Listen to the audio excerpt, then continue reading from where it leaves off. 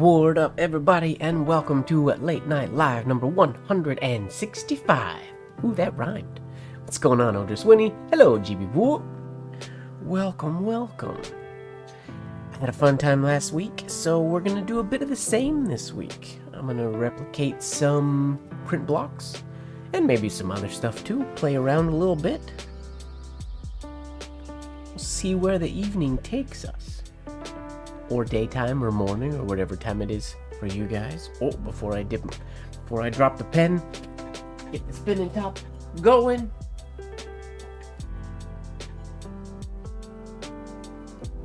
Spinning top is going.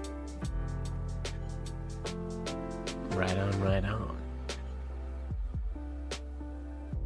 Warm up time.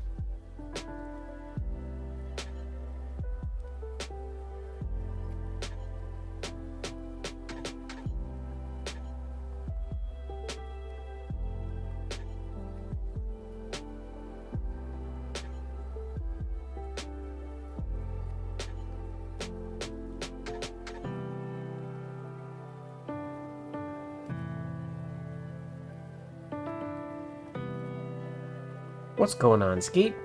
Nice to see you.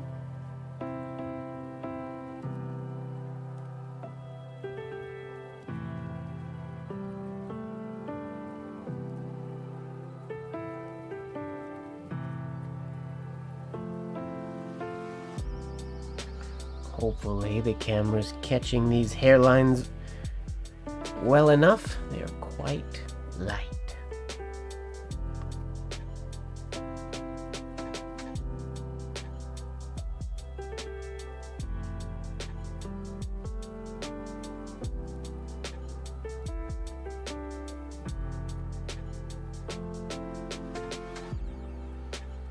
Oh, my lefty again today? Whoops. Let me fix that. Give me 1 sec. It's happened before. Hiya!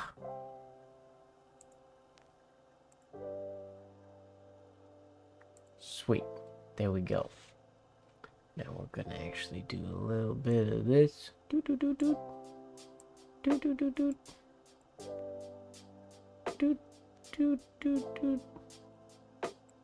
Ah! Snap. Sure. That'll work. Maybe.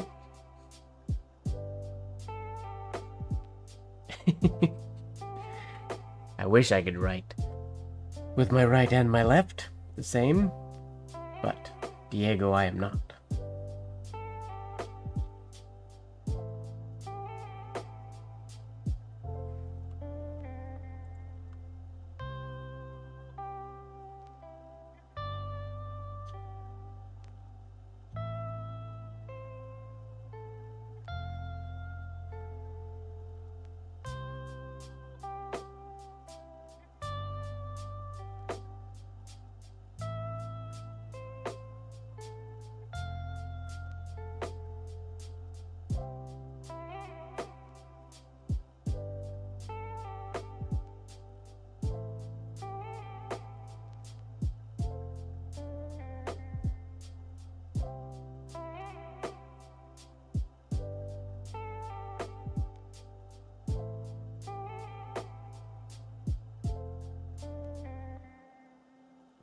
Really feels that warm enough?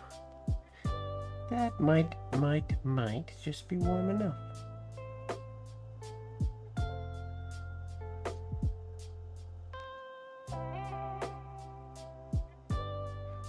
Hello, Michelle. Welcome.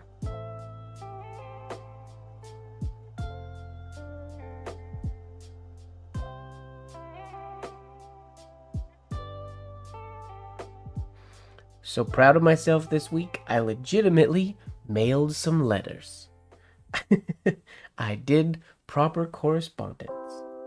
It has been a while.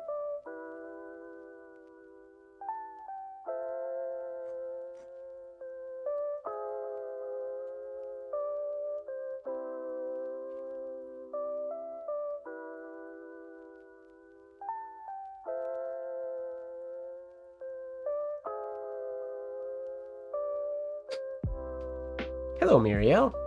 Welcome, welcome.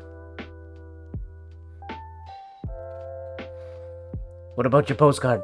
The postcards are still in the works, but they are coming very soon as well. They're in the to-do list. I gotta buy some new stamps for the postcards. And I realized when I'm writing ornamental penmanship, there's not a lot of space. You can't fit a whole lot of stuff on here unless I don't do like penmanship. I can write in regular block capitals and whatnot. But I assume people want me to write like me on my postcards. So there's not a whole lot of content. I have written some. I haven't addressed them yet. But I have written some to some people that I just have to address and then put stamps on. And then drop off at the post office. Miniatropy is hard.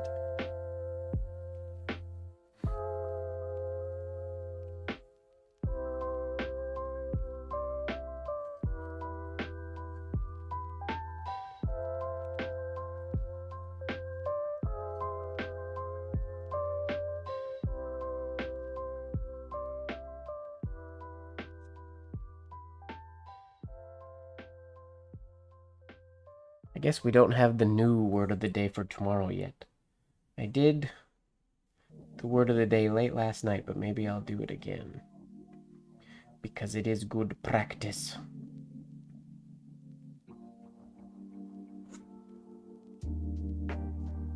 Oops.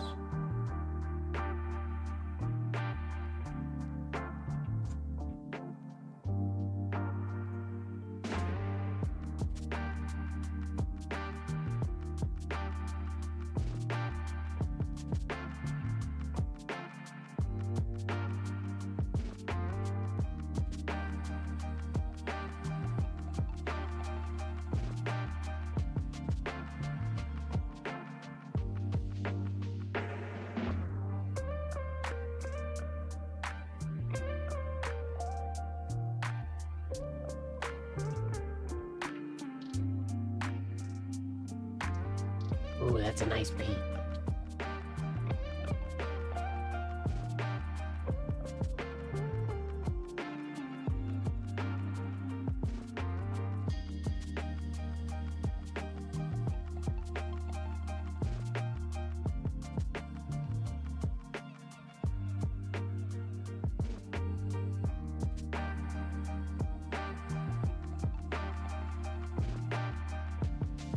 I've been quite happy with my hand this week. Ever since stream last week, I've been writing quite a bit this week, and my hand feels quite under control.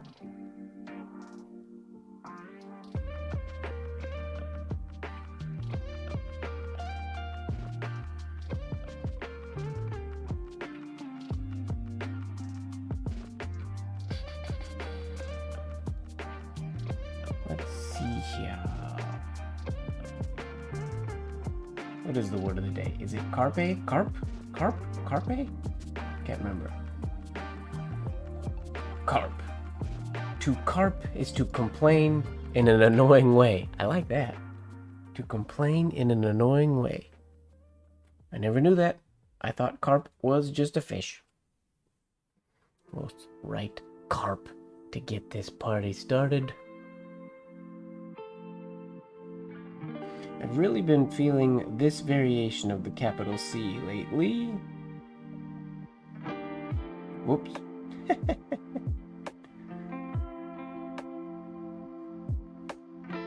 With that little shape on the end. I've been quite enjoying it. Versus the traditional.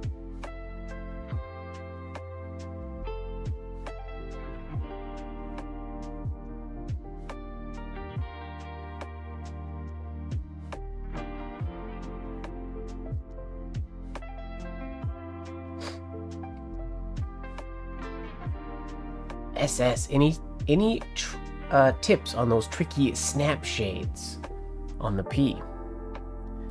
It is one of the strokes that I worked on the most. let's see what you say. Some resources say start slow. Some other resources emphasize speed first. I think the ideal, and I'll say that this is what I strive for, but it's not necessarily how I write it all the time. I do tend to start slightly slower than I finish.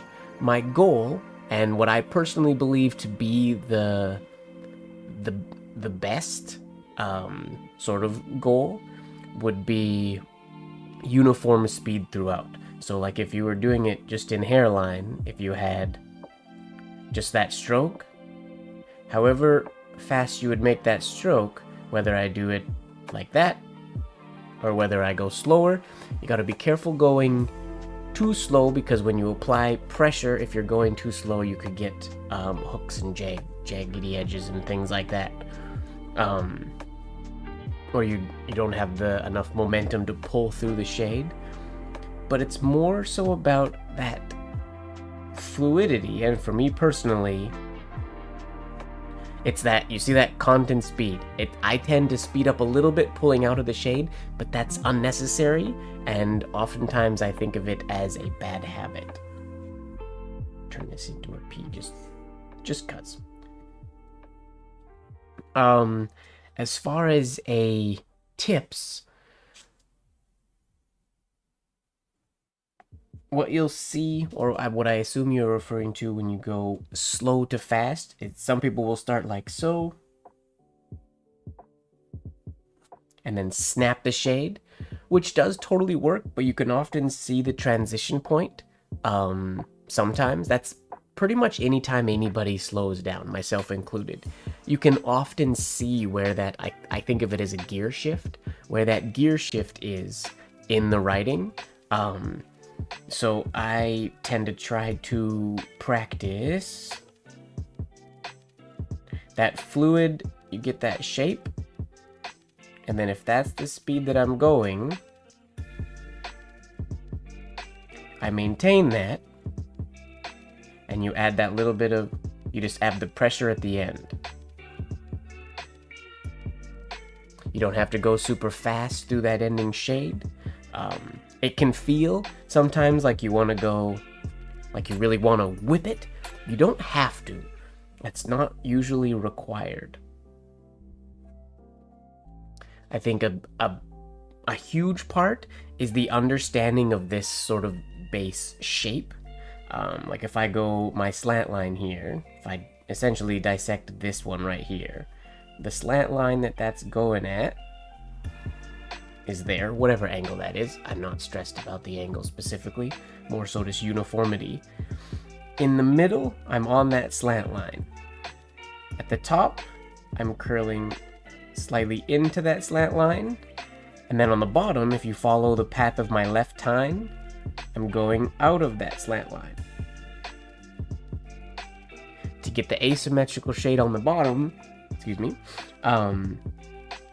as I'm applying pressure, where I'm doing this shape, which that's the same shape we got going on here, what I was doing without the shade, as I apply pressure, my nib is going to naturally continue down this slant line, but then close, excuse me, which will naturally round out that bottom and give me that shape. So you don't need, if you're using like a Leonard Principle or a Hunt 101 or a flexible, easy to flex nib, you don't need rotation or hand rotation or anything like that. It's just, you can see if we go slow, as I'm coming down my slant line, I'm just applying pressure and then releasing pressure. There's no rotation of the nib required.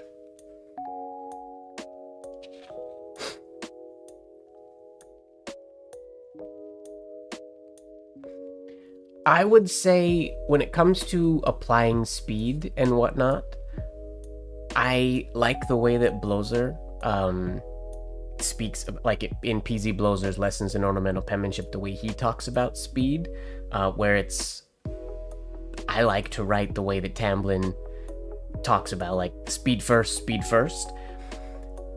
I personally don't see a lot of merit in practicing slowly a lot, if your goal is to do it smooth with movement writing. If going fast with rapid writing is the goal, I don't think there's a lot of point or you don't get a lot of gain out of continuous slower practice.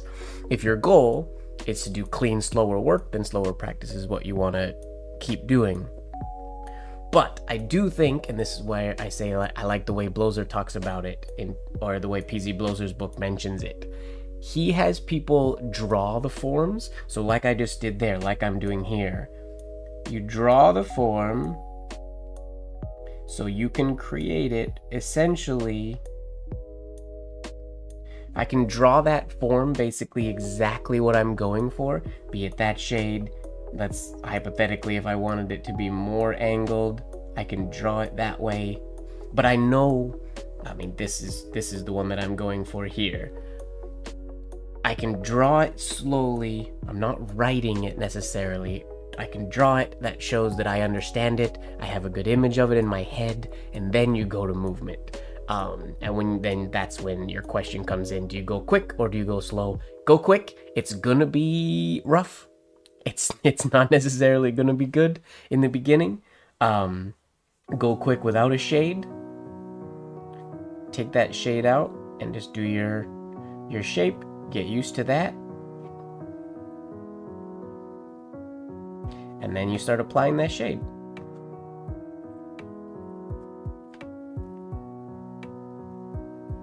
That's what I would recommend anyways. I think practicing it slow helps you understand it, but continuously going slow, once your eye and your brain can understand it, you get to a point where you can't really understand it more. You should pretty easily get to a point where you can replicate it slowly, where you can draw it. So it comes down to then muscle training to get it smooth and looking the way you want.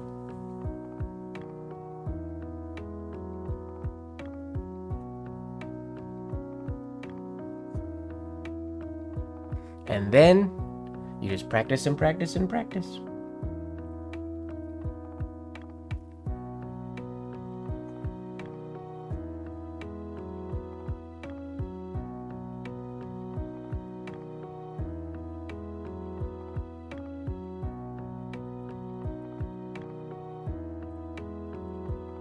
That would be my advice anyways.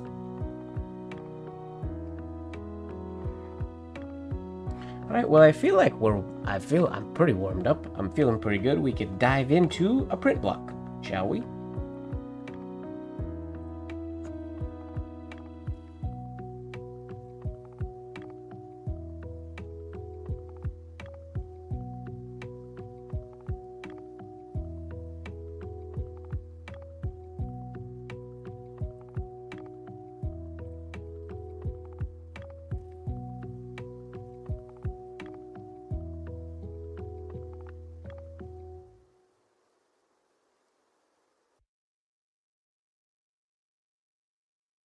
Yeah, I fully feel like the past week, my hand has been producing some of the best work I feel like I've ever done, which is really cool. I could be mistaken, and I could just be hyping myself up, but genuinely, something happened. It didn't feel like this during last week's stream, but I will say in like the day or two after last week's stream, I was continuing to practice the print block we did during that stream, or one of the print blocks we did during that stream, the letter that Zaina wrote. And something happened. Something switched in either my hand or my mind or something, and it felt like a level up. I feel like I've leveled up, which is weird to say, but it's genuinely how I feel. Things got better that last week, which I don't feel that kind of growth all that often anymore these days. Alright, let's dive into a print block, shall we? Which one are we going to do first? We're going to do this one. I don't know if I'll do the entire thing or just this whole arm movement in the middle. I think is quite lovely. So this one, let me get a digital image up for you guys to see. There it is there. A little bit easier to read for you. It says, it's kind of, one of the reasons I like this one so much It's kind of silly. Like I think yeah, Zaner wrote it. It's interesting because Zaner wrote it, but in the Business Educator, I believe it says the editor wrote it, and normally Blozer is the editor, which is curious. So either this print block is wrong. This print block says Lupfer, but it's crossed out, and then says Zaner, which does make sense, except for that in the Business Educator it says the editor, which normally refers to Blozer sometimes, usually. So I gotta look at the actual volume that this is in and see if Zaner was the editor on that one, or who knows. Blozer he had a history of not wanting to be credited for certain things, so who knows. But we'll read it, it's kind of funny. It says, the kind of whole arm movement that is kind because it won't involve anyone in a breach of promise suit, which is a breach of marriage, right? Not unless the courting is done by correspondence. In that case, beware. To me, that's so unbelievably random, but it feels just kind of silly. And then just to show where it's printed, oops, click over here, where it's printed, there it is in print in the Business Educator. It says, by the editor, while routine duties were sidestepped, and frolicsome thoughts possessed him and guided his pen. How silly is that? That's awesome. While routine duties were sidestepped and frolicsome thoughts possessed him and guided his pen. It's just so silly. So let's give it a shot. Really, I'm just going to work on that whole arm movement first before I try to do the whole thing, if I try to do the whole thing. Would you guys prefer seeing the print or the block? What's better to look at on the screen for you guys?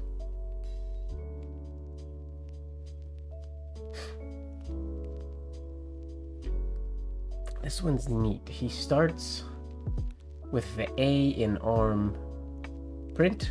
All right, sounds good. A in arm down to the W in whole.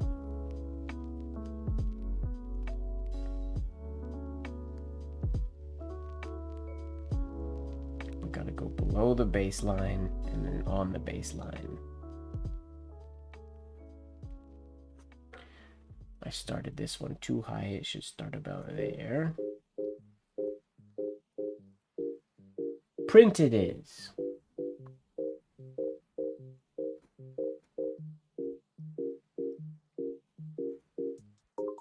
Oh, I did not leave myself nearly enough space.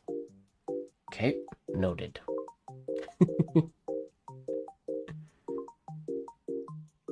Let's try that again, shall we?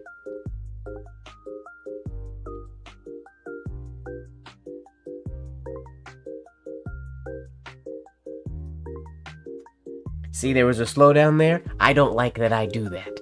I do that here or there, but I would rather not. Good morning, Haino. Welcome, welcome. Or do you prefer Randa?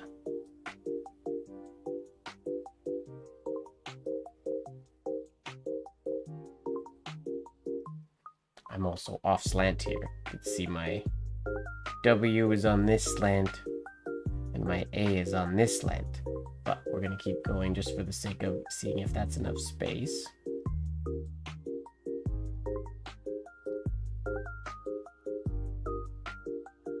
Still not enough space. So he has his H coming way tight in here. And then that would just be enough space. Okay, we're gonna really squish that one. Haino is fine. Sounds good. Alright, let's try to match that slant a little bit better.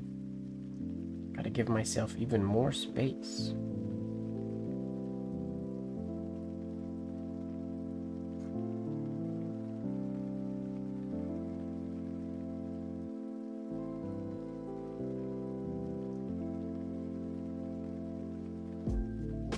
Oh, that's tight.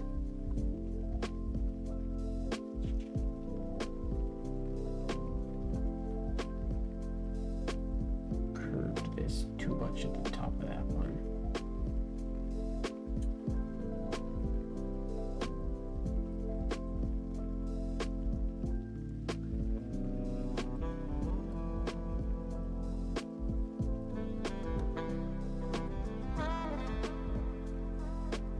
And this one also comes below the baseline, but not as far as the A goes. It goes way around here.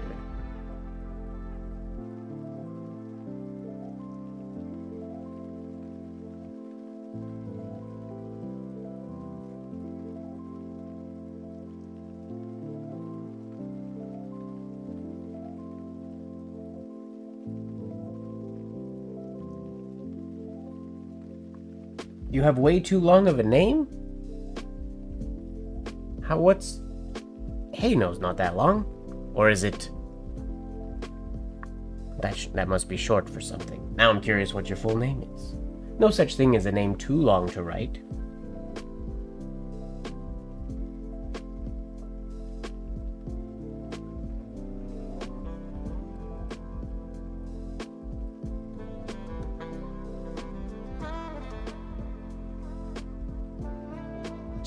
Lowercase letters are tiny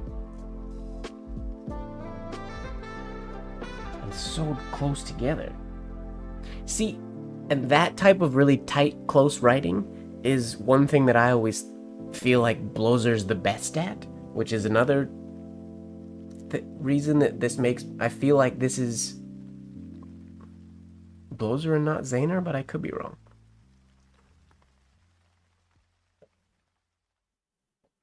Whoa, that is a long name.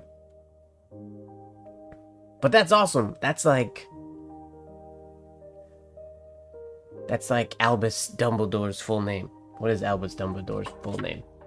Albus Wulfric Brian Dumbledore? Is that the whole thing, or am I missing one? That's so many initials to play with. That's awesome. Is that first and last? I'm assuming yes. Or first, middle, and last? What's your last name? Is it Von Randa?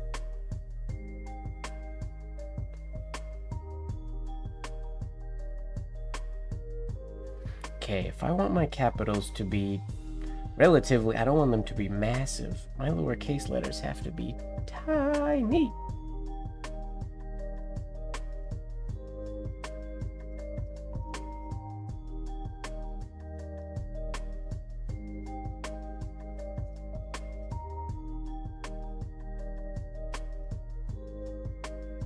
So I can give myself more space. Oh, here I thought I was giving myself more space, but I didn't.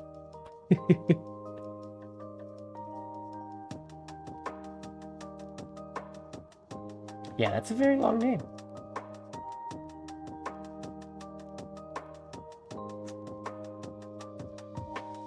Gotta make that shade more abrupt.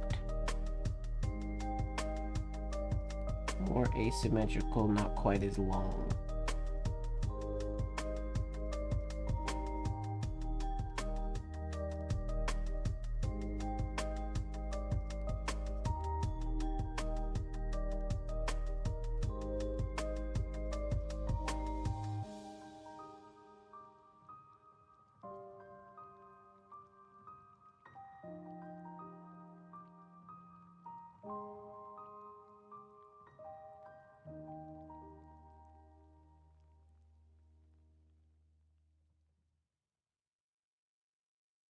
This is good practice for my postcards.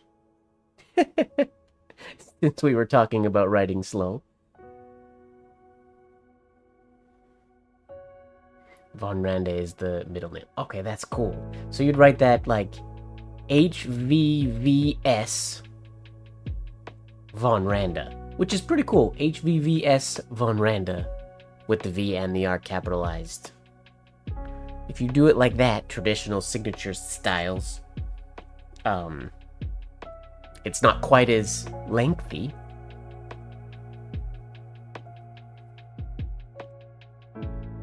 not dissimilar to this other. We showed this print block last week that has 4 capitals. You got that one beat though. What do you got? 1, 2, 3. Got 6 capitals. See, some people would consider that lucky.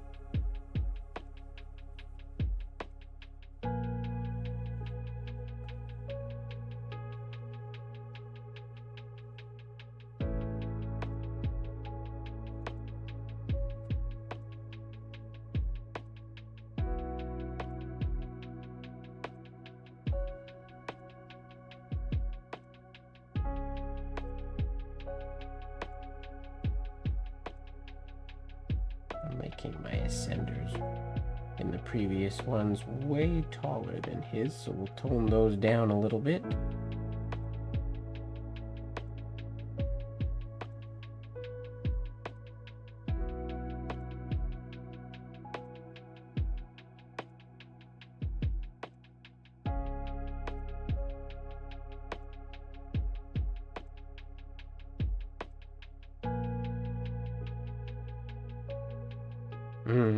Too many speeds. Too many speeds. Gotta do just that stroke a few times to get a little more natural feeling.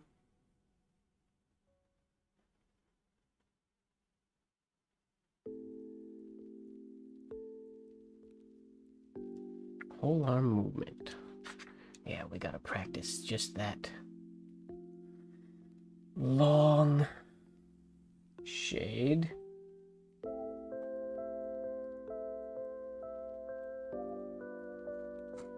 Just that one. Gotta get the right shape. Let me get a new sheet of papier.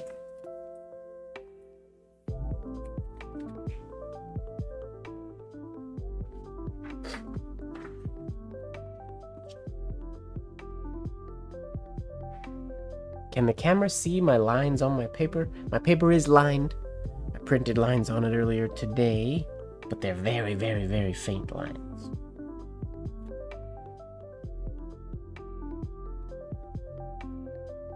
We just need to get just that A shade.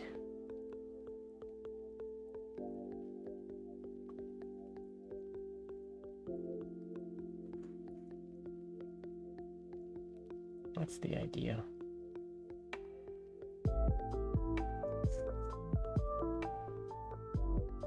Got M shade.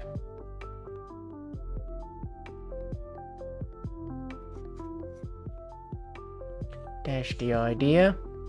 Nice and smooth like. Oh, right, and it's gotta go below the baseline. Right.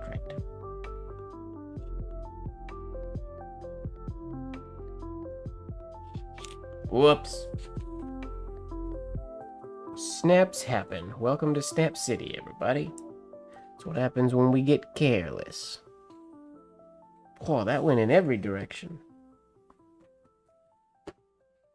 Normally, my snaps don't go in every direction. I even sprayed my ink jar.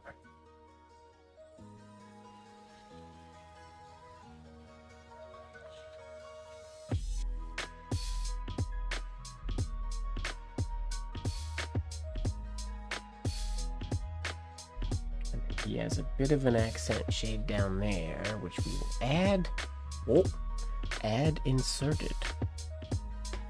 Enjoy the ad, everybody.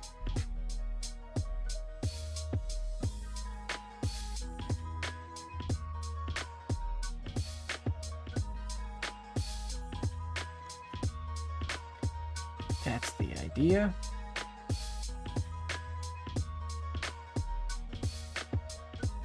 Accent shade now. That's what we want. An AI ad about AI. Interesting.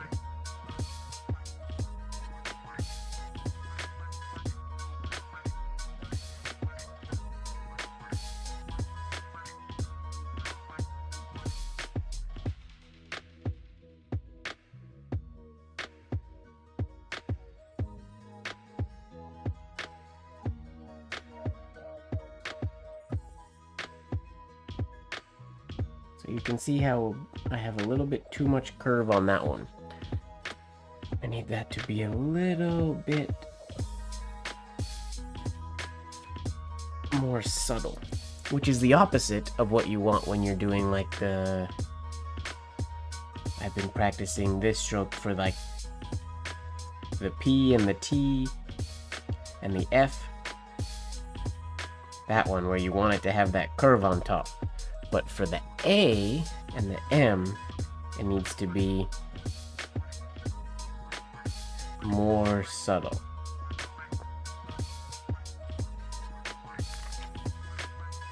And your brain just has to know when you need to be subtle and when you don't need to be subtle. I suppose.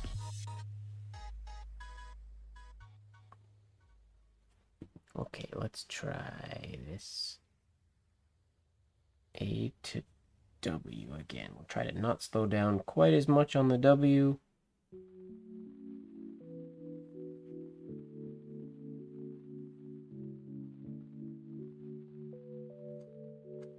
That's better. Shade's too long, but that's okay. And also way too close.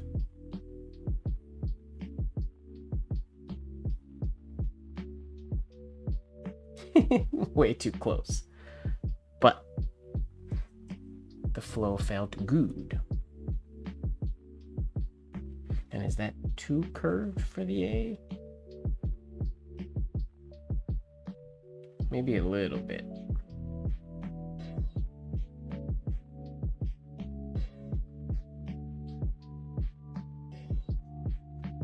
Slowed down.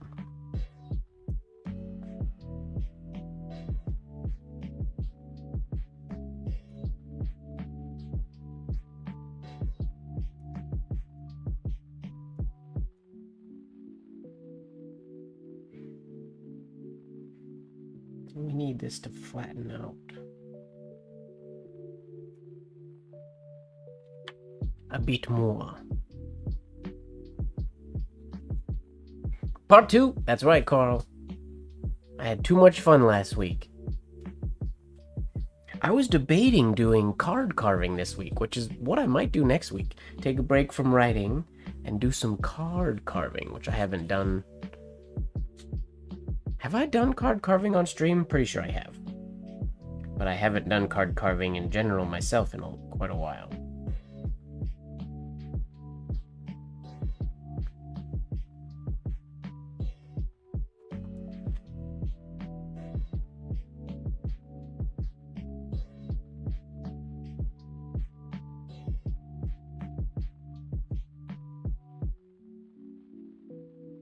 Okay, that's the best two of those so far. The A's a little short, but that's all right.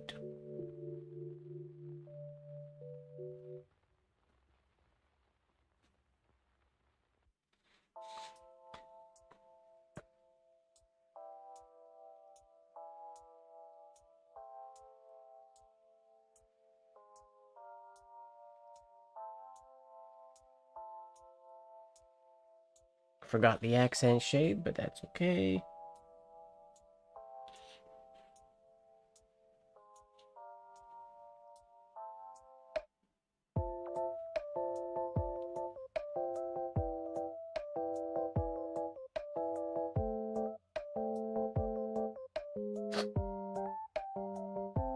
Need my A to be a little taller. Okay, I thought so. Yeah, I think I might do that next week.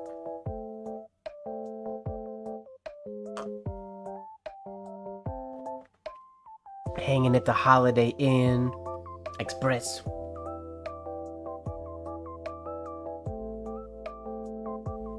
Oh, that's awesome, Carl. Well, I'm glad that you saw that I was live and came to hang out.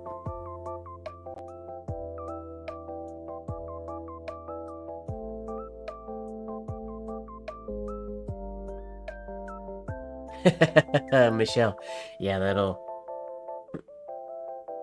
And, well, fountain pen ink, luckily, like, my ink is pretty easy to clean up. Both the black and the white that I use, iron gall, and my white gouache that I write with is very easy to clean versus fountain pen ink. Fountain pen ink is out of control.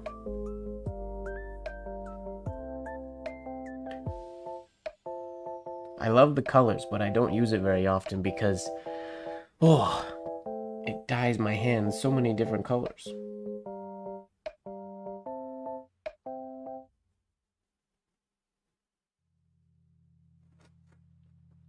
Ugh. Not smooth enough.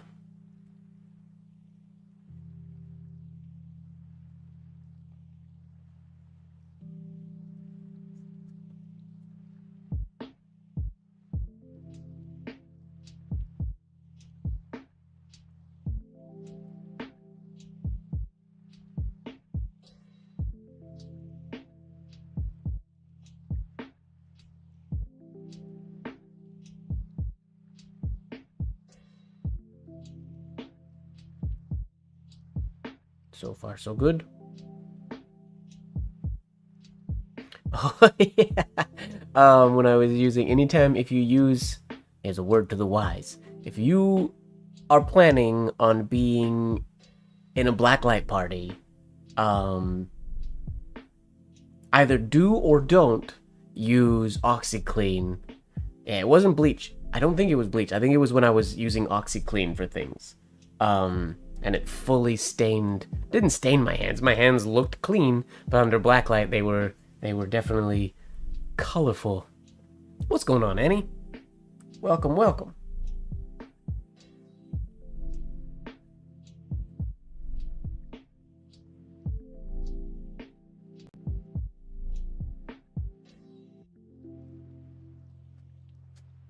Got the accent shade and the main shade. Right on. Whoops, put that a little too close. Oopsies, oopsies.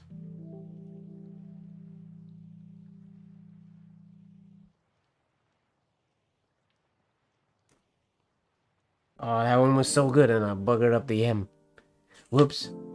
Hello, Dana. Welcome. Nice to see you again. But this could be worse. I do need to tighten up the space between the arm and the M and the movement. It's coming. Yeah, Annie, I'm trying to duplicate this this print block. This is not an A I would normally ever do, or an M I would ever really use. I mean, I've used them before, but they're not my go-to variations. And W is mine is usually looped on top, and it's very tight, lowercase letter wise, spacing wise, because I normally write quite borderline running hand almost all the time. My writing is very spread out. Because I like the way it looks that way, but yeah. Expanding my horizons.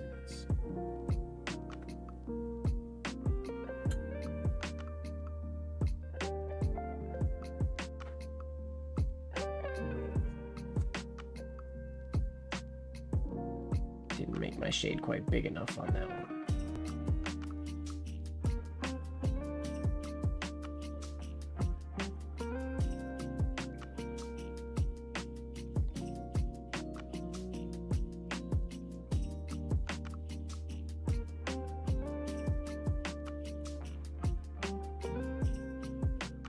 Make these tighter. No, today I'm using, it's a paper, what's the brand? I can't remember the brand. It's from China. I got Richie to send me a bunch of paper, so it's the same black that Richie was using at IAMPIT this year. Very, not super dissimilar. It's a little bit thinner than Recollections. Surface-wise, it's pretty similar, I would say.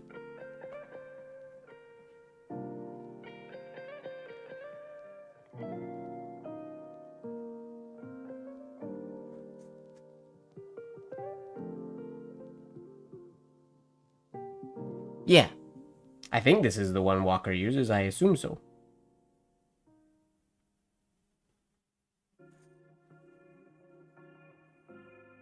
Ha! I messed up the M again.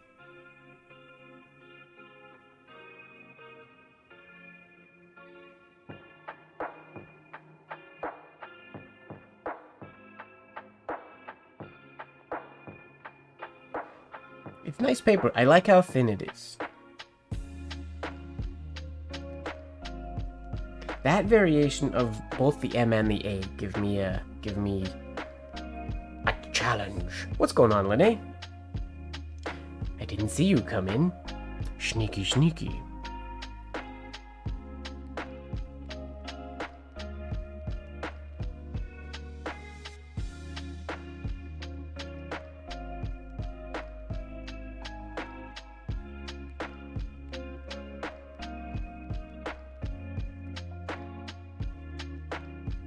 Whoa, why'd I make that so tall?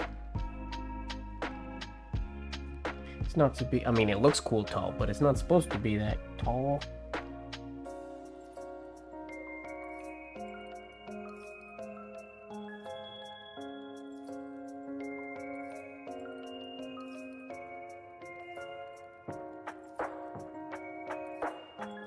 True. I also don't use that variation of the capital D ever, which I should.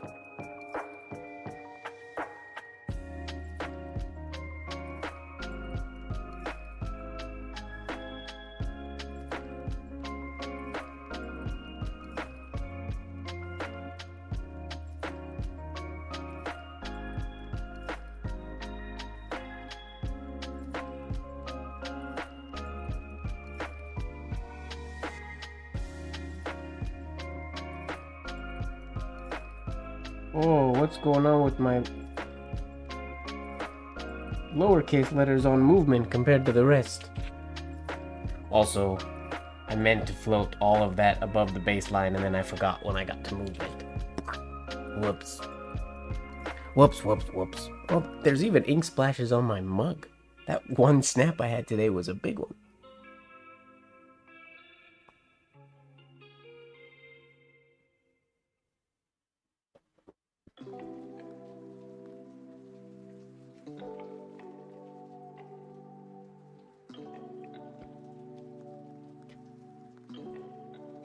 Well, long ascenders and descenders is natural for me. The scrunched feels weird. I have to slow myself down, a little bit to remember to do it scrunched, which obviously I forgot on movement, because it's not just smaller, it's just tighter.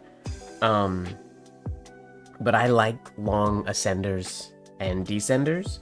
So in this one, he keeps them, like in his example, they live below the exit stroke on the W.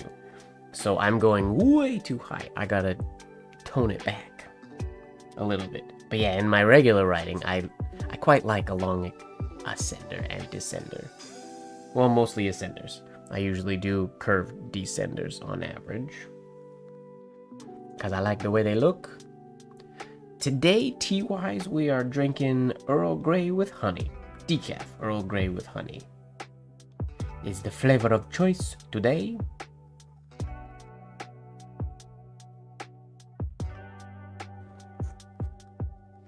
Why am I making this shade so long? I need that to cut off way shorter.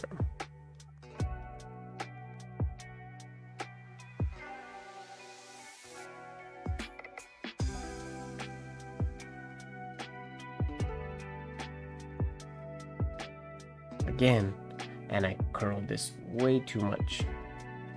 I'm used to curling it that much because I've been doing a lot of recently P's, and I like to have a little bit more curl on the top of that stroke when I do capital P's.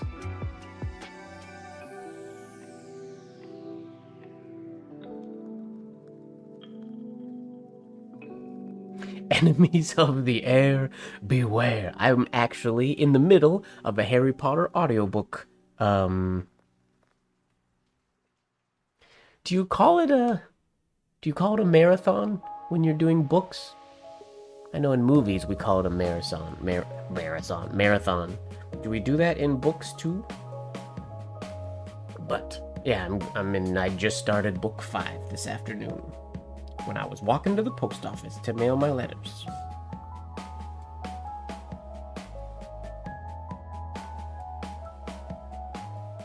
That's what we want. I also gotta keep that shade below the baseline.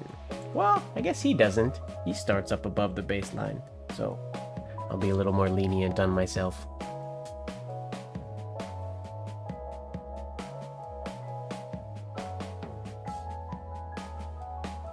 I mean, if you go directly from book to book to book, it is a marathon, technically, I suppose. A readathon? A hearathon. Audiobookathon. Hearathon. Listenathon. Ooh, too many syllables in that one. I have both Jim Dale and Stephen Fry. I tend to go back and forth. I prefer Stephen Fry, but I like there's parts of the Jim Dale ones that I really like as well. So like I said, I tend to go back and forth.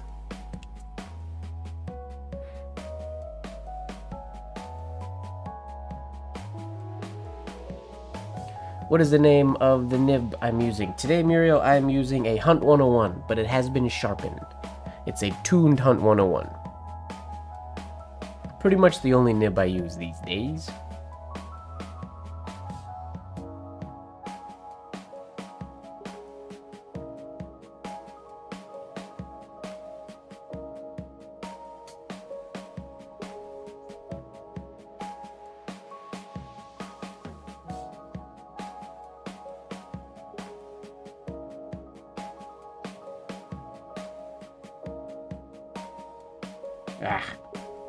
Not quite enough space.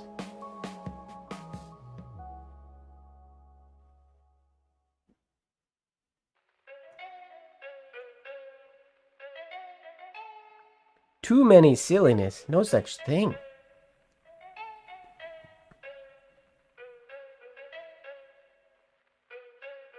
SS, yeah. So I grind the nibs or the tips of my nibs to tune them. I sharpen them at the tip. I wouldn't say polishing as much as sanding, grinding, and smoothing.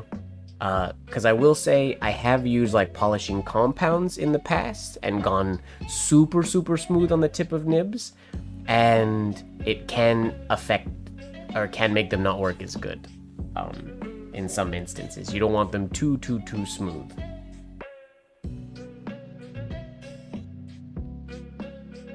I don't assume this original was written this small, but I like doing it small like this. Ugh. Ugly W there, but... Or M, I mean. That M needs work.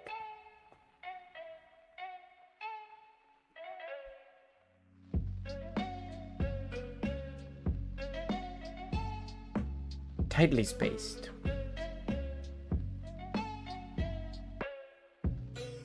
I need still to give myself a little more space for whole, because I can't fit the whole thing in there.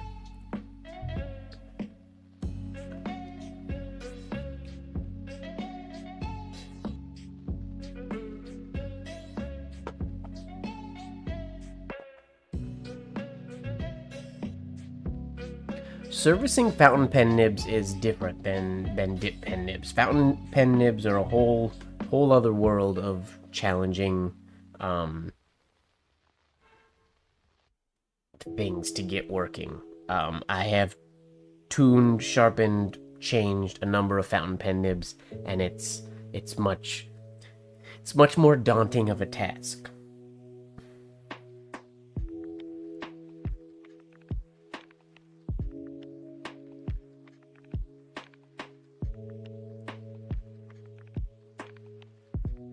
Too big of shade. Like, that also shouldn't be starting till the halfway point. Chill out, W shade.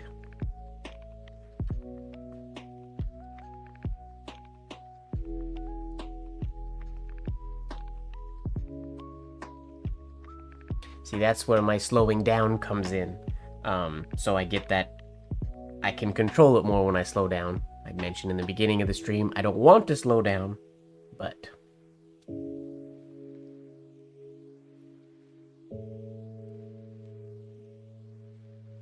Okay, there's not a lot of space here. I'm gonna turn my paper a little bit and use some bad posture because I want this to fit.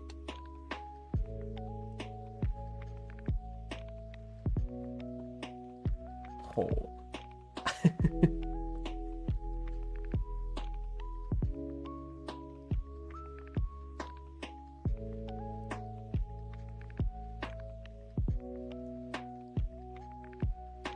Too tiny.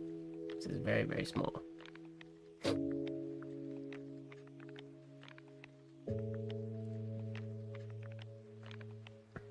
Food day. Basically, with any fountain pens I've ground, I guess way back in the day I did some more broad pen ones.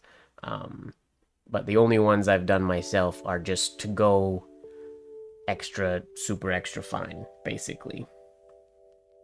And all the ones that I've had professional nibsmiths or nibmeisters do for me are also just super extra ultra fine.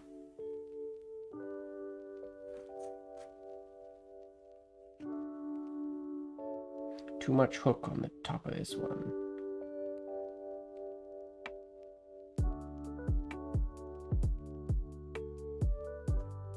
I do not like this M. It doesn't like me either.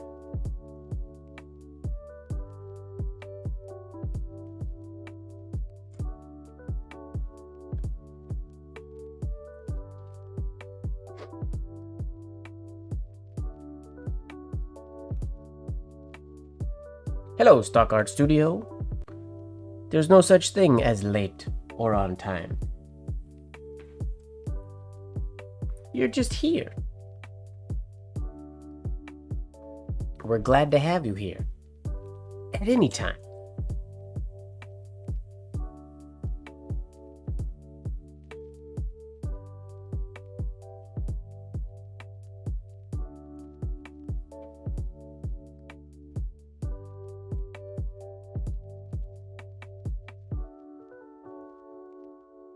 Too much. Way too much curve on the top of that A.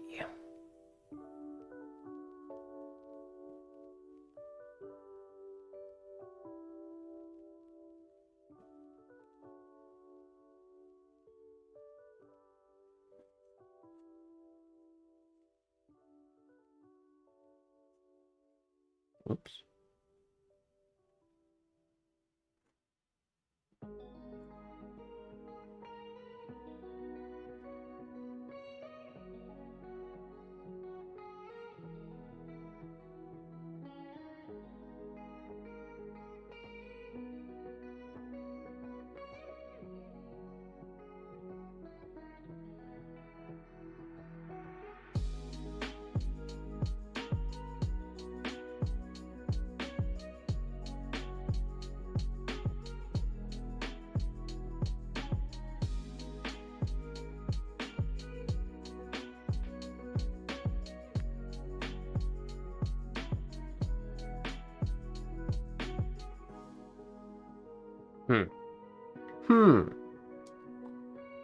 We're getting there.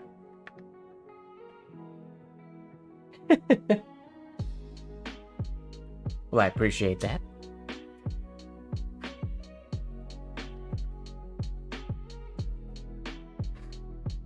Should we try to do this whole thing? The kind of whole arm movement. Let's just dive in. We'll try to do the whole thing. We won't think about it too much. My paper is not lined with the same spacing as the block, so I'm not going to worry about the vertical spacing all that much.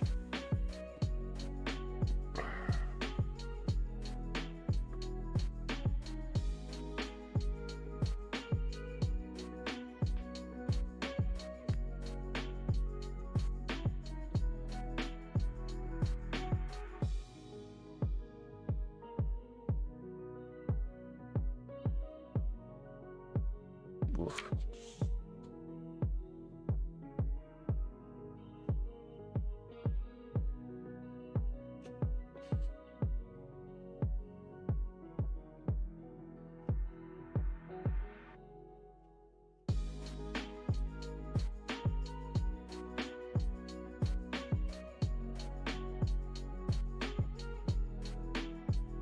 Is there an O in his of? It's just an F. What? The kind F. What? Is the print block like that too? Yeah. It's just an F. Weird.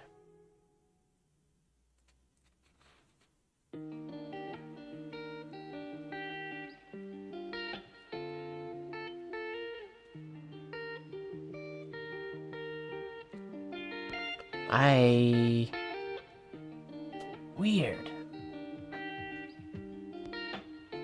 Whoops, wrong way.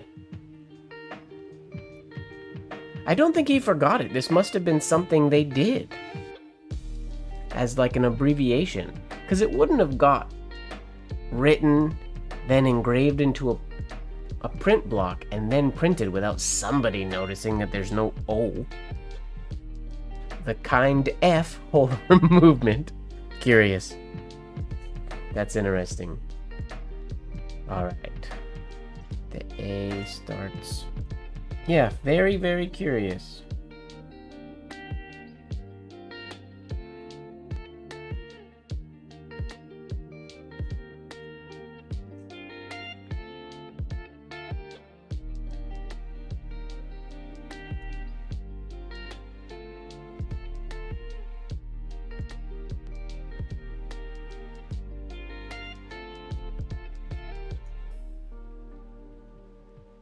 I just need to give myself more space. I'm not giving myself enough space ever between those two.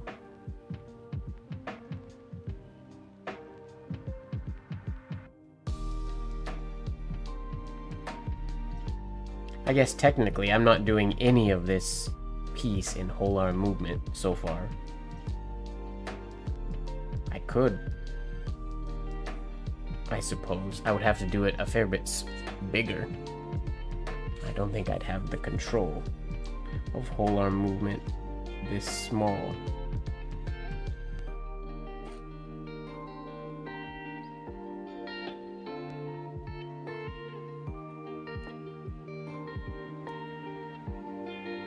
The kind of whole arm movement that is kind.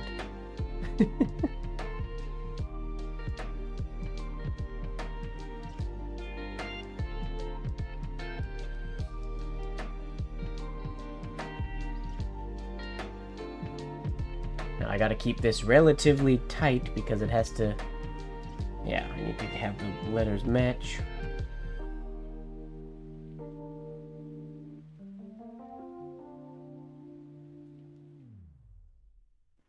That is being quite thickly underlined, which is interesting. Which is, oh, my underlining isn't even flat, isn't straight. Whoops. Which is kind.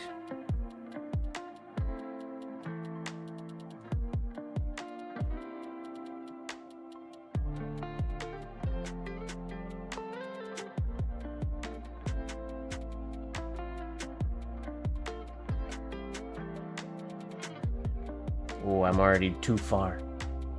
I gotta go smaller.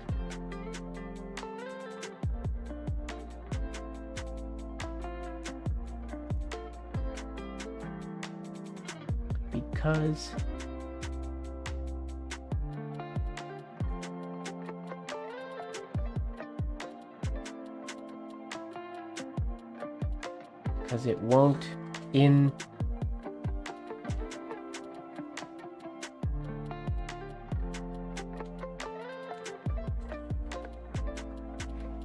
Okay, we got the spacing decent. I was too spaced out here and too tight back here, but we made it fit the way I want. I guess I could have gone a little bit farther. Vol.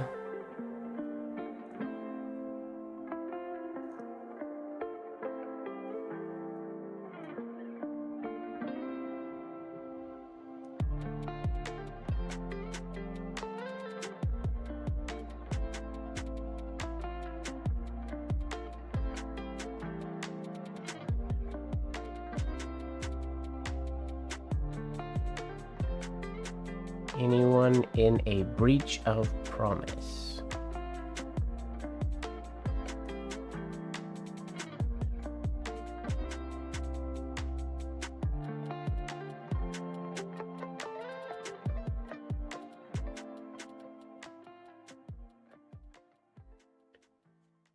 He puts an O in this of.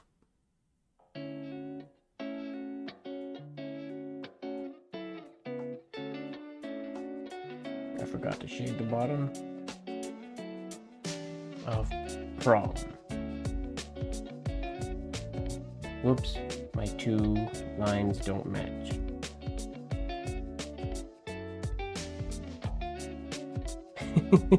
Whoops. Of promise suit.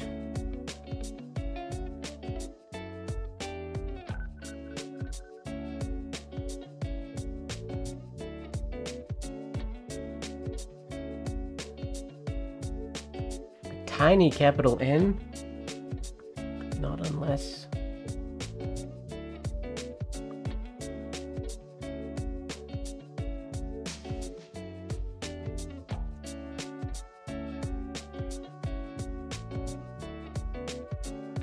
Oh, I made mine way bigger than his.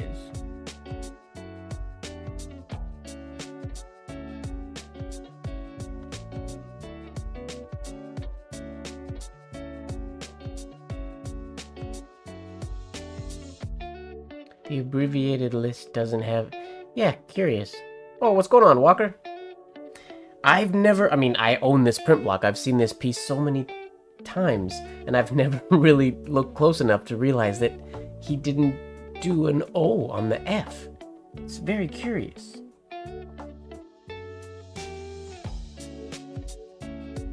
Whoops. Talking too much.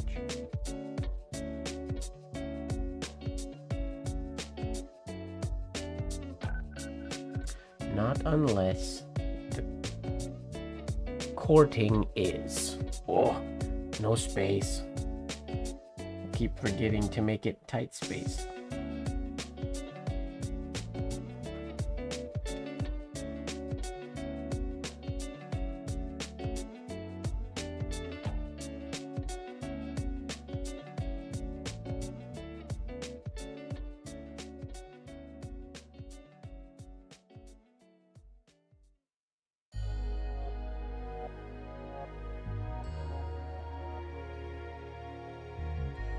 That one matches the one above it though, so that kind of works.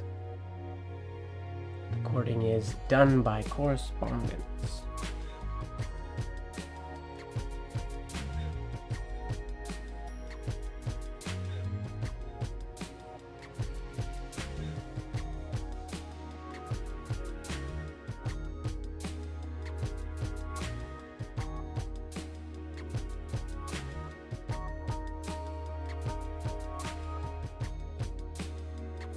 Correspondence.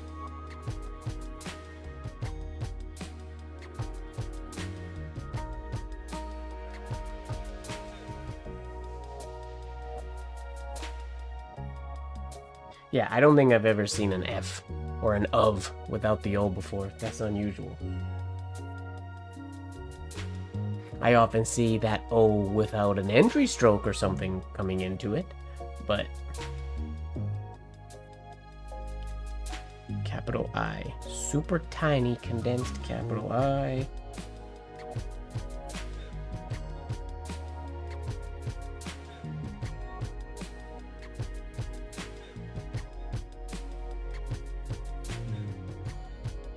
Oh, weird.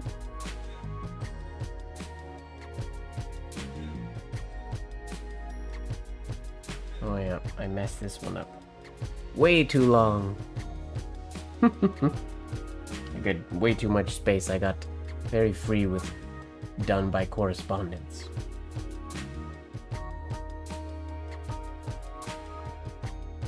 In that case, beware. Yeah, so my lines aren't all the same length, which they're supposed to be. Oopsies. Well done, Zayner or Blozer, whichever one of you wrote this. Could be either or. Feels like it's Blozer to me, but I'm pretty sure it was The block says Zaner, so I should probably believe the block. Beware.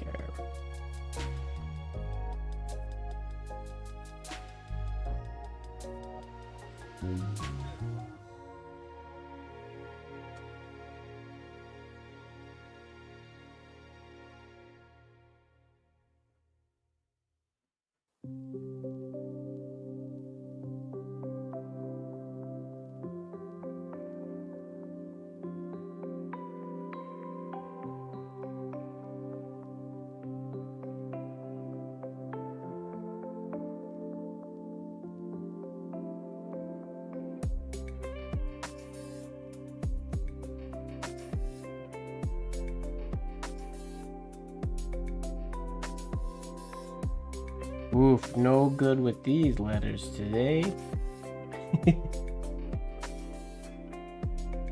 What could be worse? Beware.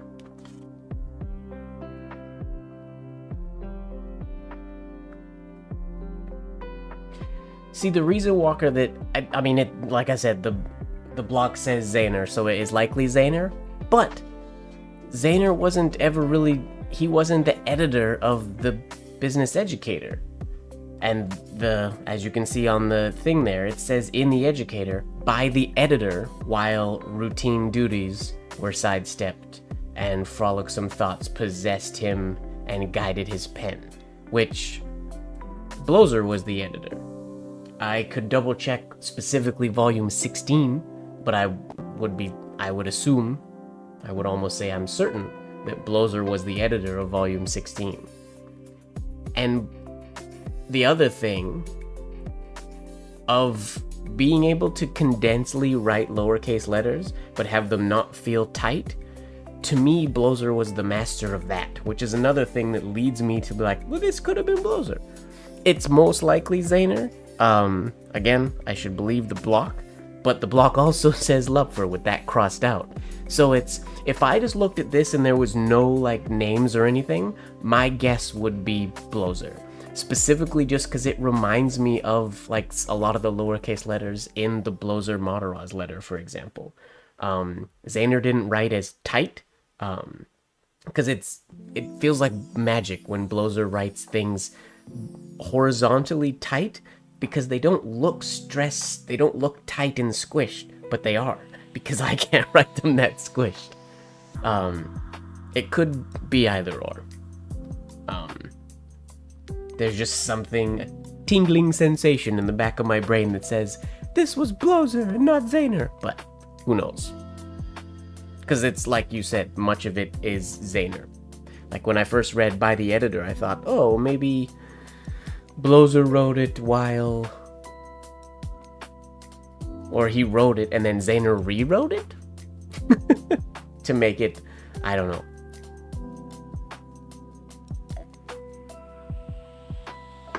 But yeah, Zaner wasn't the editor.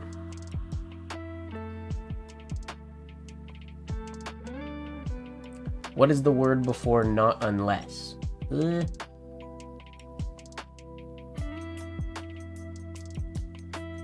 Wait. Not unless.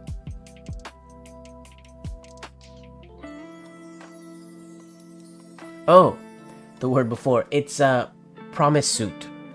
So a breach of promise is like that has to do with marriage, does it not? I believe. So I think breach of promise suit is like breaking an engagement, is what I would assume that is. Oh, Walker, yeah, you're not wrong. The Business Educator has countless mistakes. They made a ton of mistakes. Yeah. So yeah, it could go either way. But you're not wrong. It does look very Zaner. But also, you could show me this and it doesn't feel as Lupfer to me, but like the whole arm movement, that part could also be Lupfer in my brain. Not as much as Zaner, but it is likely Zaner, but something in my head just thinks, it's Zaner, but it could be Blozer.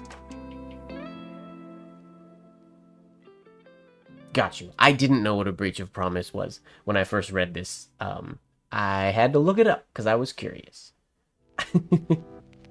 Because when I first read it, I was like, this makes no sense to me. This little meanderings.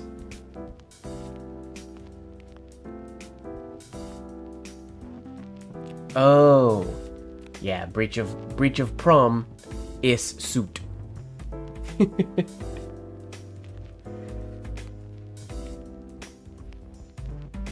All right, should we go to a new block? I'm gonna try to write whole arm movement one more time, and then I'm gonna grab another block.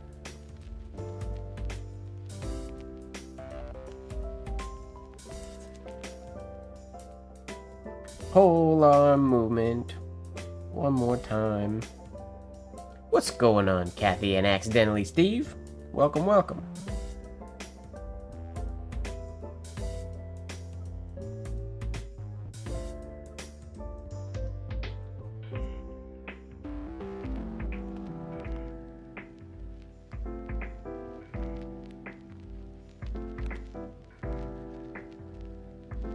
Ugh. Not very good lowercase there. And too curved here once again.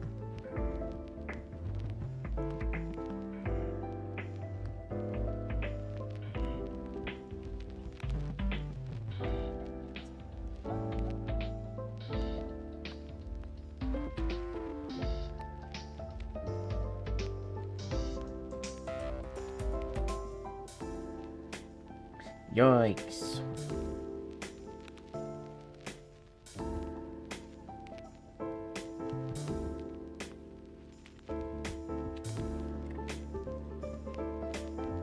Ooh.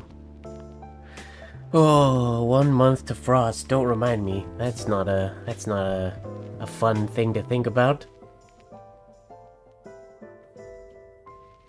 The frost is rapidly approaching.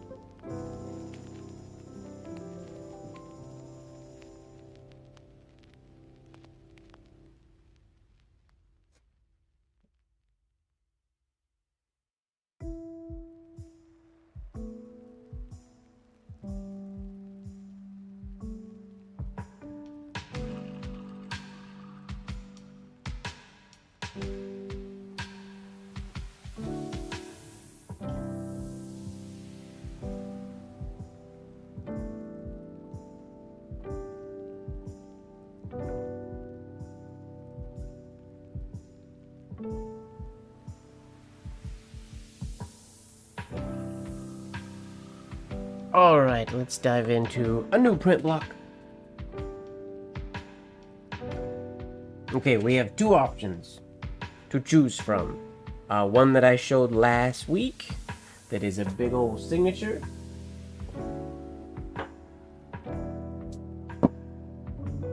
The signature for AWH. What's his last name? Ronish? There we go. Whoops. AWH Ronish. Or this much simpler one of, it says the word love, and then it says, if you are thoroughly in love with your work, you will surely master it. Do we want to do, we can probably do both of them tonight. I'm just, which one do we want to do first? Signature or love? Signature, love. Signature, love. Signature, love. A signature is very loopy. Do both. I can't do both at the same time. Here, we'll go. Lene says the signature. Alright. Make me do the hard one first. Okay. Let's bring up the signature here. So you guys can see it. Hiya.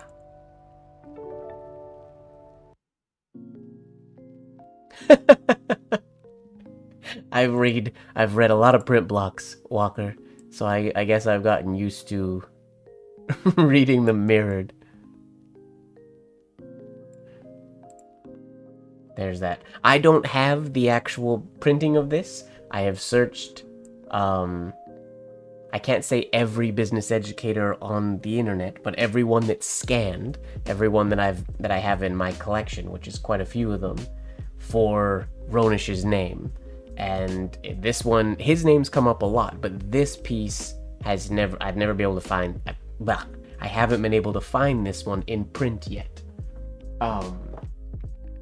So I figure either it wasn't printed in Business Educator. What's going on, Lori?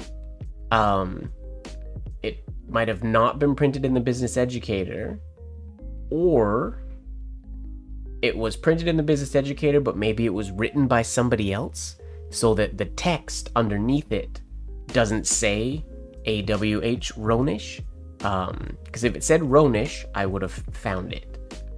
I'm assuming it would have come up in my OCR search. Whoops. But it didn't come up. I'll keep looking, because it might be in there somewhere. There's lots of... Ronish put out a lot of ads for penmanship teaching and whatnot. Kathy, these blocks... I can't give you a specific date, but probably... something late 1800s, early 1900s. Probably around like 1910, 1920 ish would be a rough guess, but without seeing where it was printed, I have no idea. There's no... It says 0190-75. Oh! And it says Lupfer on the back, which I didn't notice that. I must have seen that before. So yeah, if Lupfer wrote this, then the underneath thing might not have had Ronish's name in like block text to be searchable, which is kind of annoying because finding it will be quite tricky. It's like the love one as well. Trying to find that one, there's a lot of times where they printed the word love in the Business Educator. So that's one where I just have to kind of stumble across it by scrolling. And I've done a lot of Business Educator scrolling, but there's a few blocks that I haven't been able to find yet. I have been hunting. I have found most of the blocks that I own. I have found most of them in print, but not all of them yet.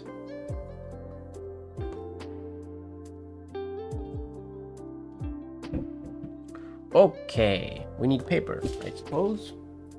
Other side. Now, I won't be doing this as big as that block is, I don't think. I haven't even planned this one out. How does it go here? Starts with the A, goes into the W, that goes into the H. Okay, so design-wise, it's relatively similar. It just keeps looping and looping and looping.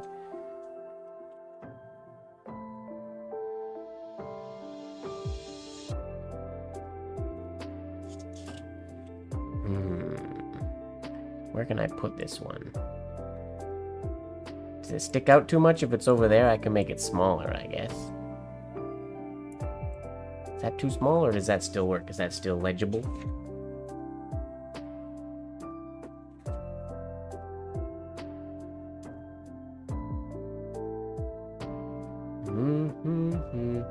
Okay. We're just gonna write this slowly ones, just so we get an idea of where we're going here. First oval. Oh, it loops.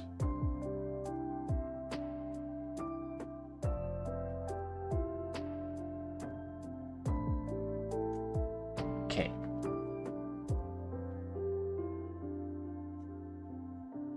One, two, three, four.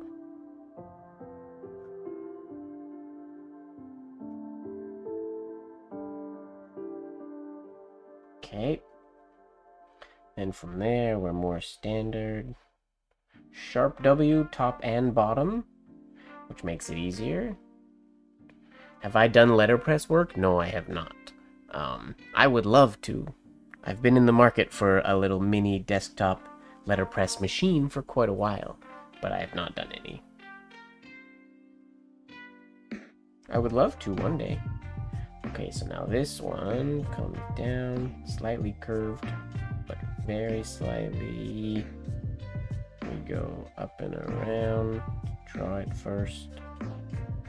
How far back? We go all the way back through the A, so this has to go quite far this way.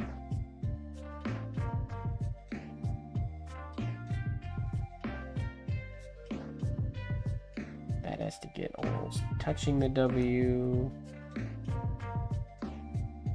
To cross underneath the exit of the W into our stem of the R. Okay.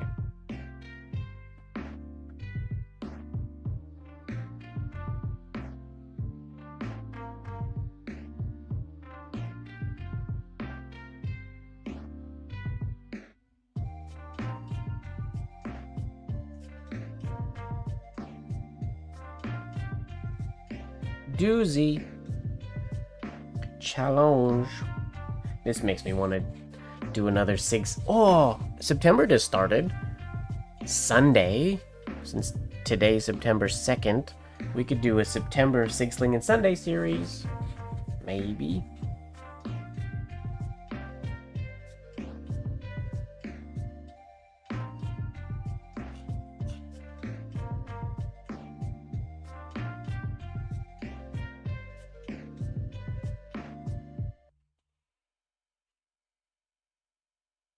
Well, yeah, September started on Monday, but this coming Sunday will be the first Sunday of September. So we didn't, like, miss out on the starting of a September series. I missed my baseline, but that's okay.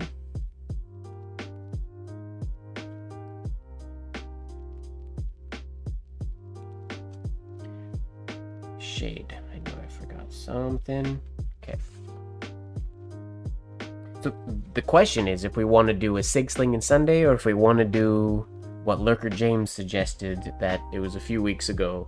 He suggested doing give everybody a challenge of 2 capitals, and they have to write and post 5 different ways to connect them. We could also do that. Sling and Sunday, or somebody had a fun name for it, but I can't remember what it was. It can also be done on Sunday.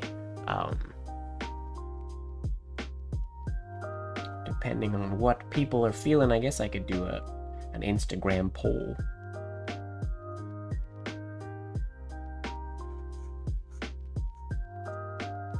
Ugh, too round here. I gotta condense. Come down quicker. Too round.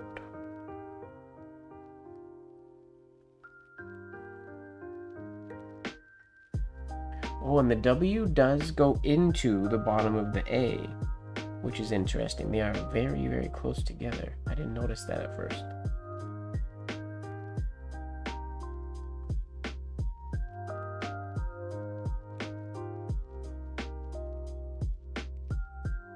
Yeah, it's a start.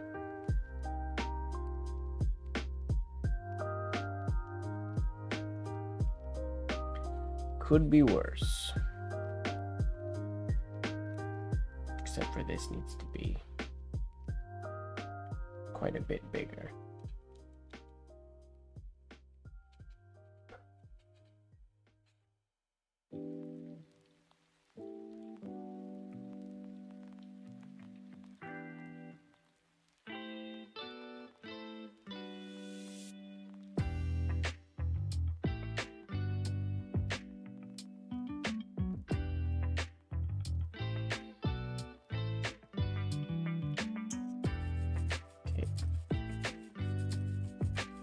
Just for good measure.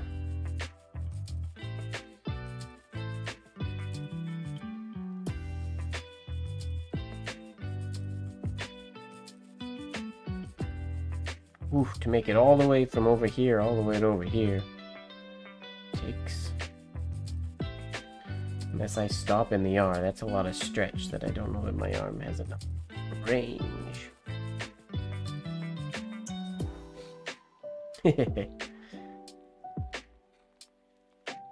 That's unfortunate.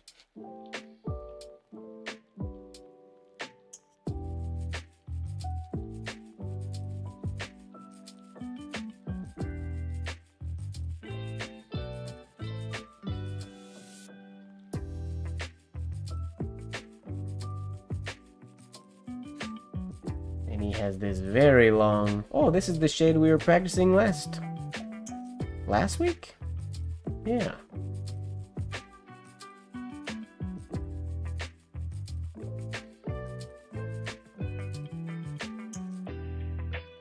Oof, oh, I gotta do that one whole arm.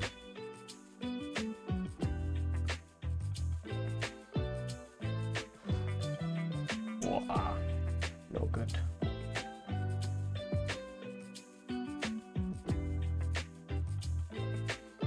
Come on.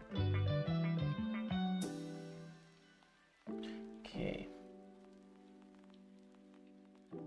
Might have messed something up.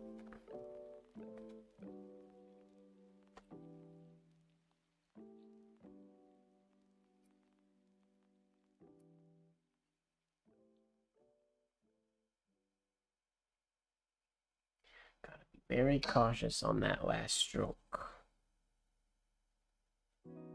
Very, very sharp nib.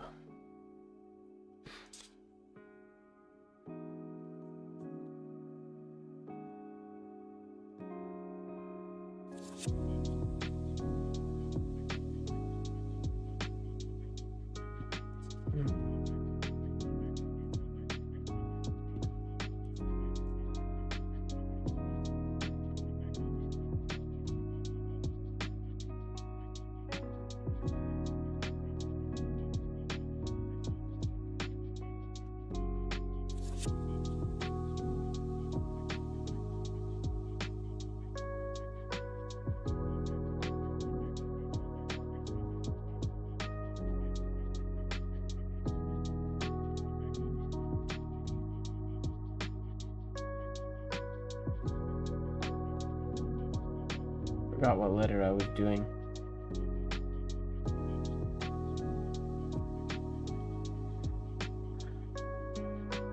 Okay, wait. Something I'm drastically missing. This has to come way farther this way, so that this W can... It has to cross the shade. It has to get way over to the other side of the A. Challenge.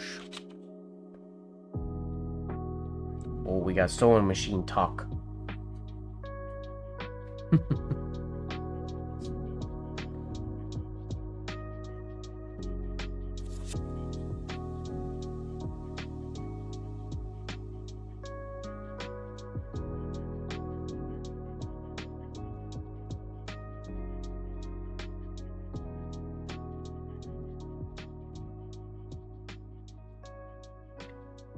Okay.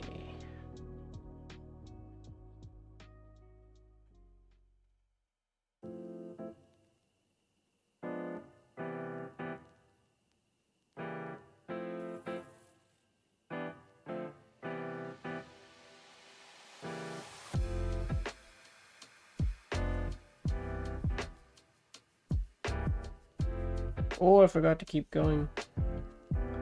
Okay, that's the idea there. Didn't go quite far enough, but closer.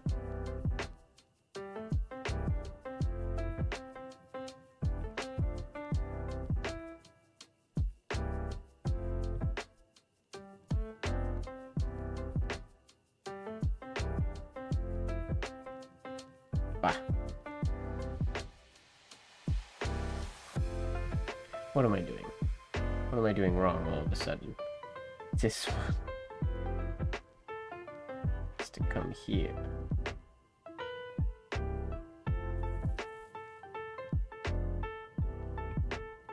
Yeah, okay. Okay.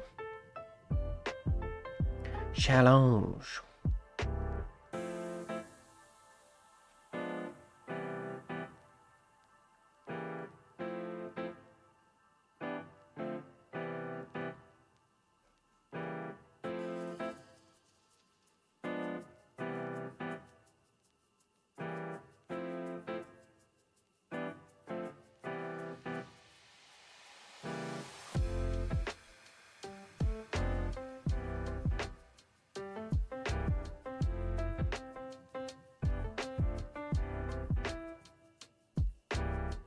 Not too bad.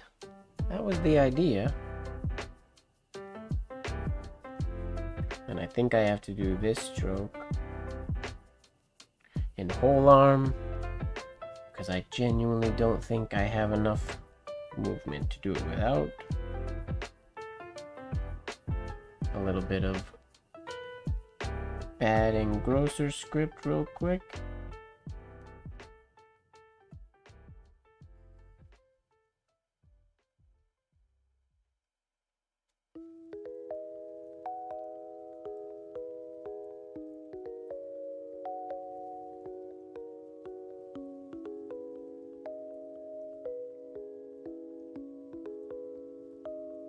Keep this in frame.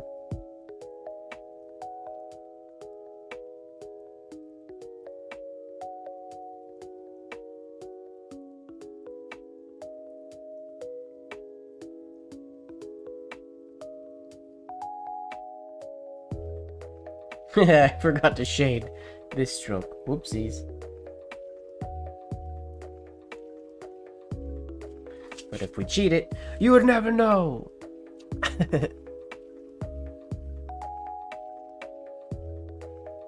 Well, there's the whole thing. Could be worse, but it happened. Okay. Okay. Let's try again, shall we?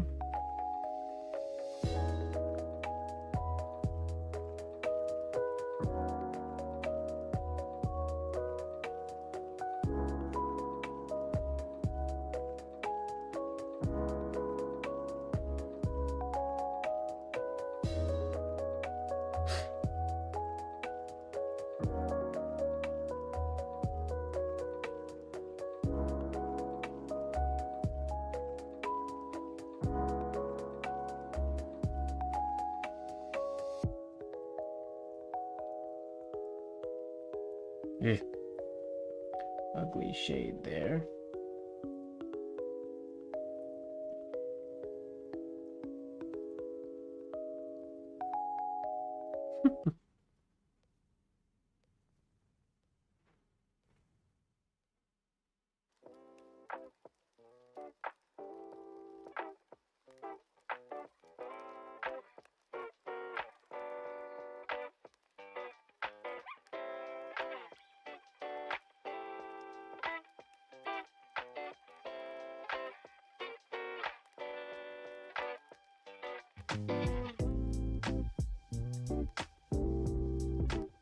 Well, that's just too long, guys, to cut there.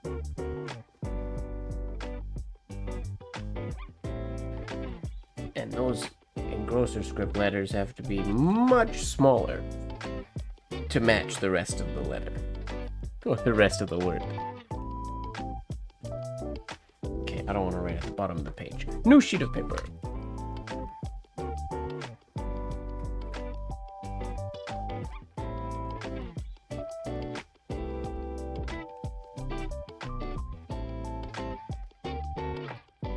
Not bad flow though into them.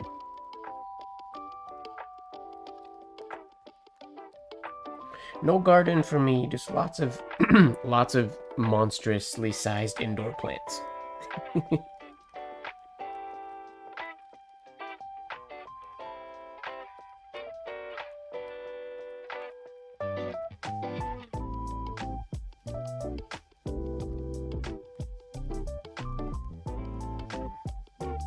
Yeah, I'm not taking this far enough away up here, giving myself room.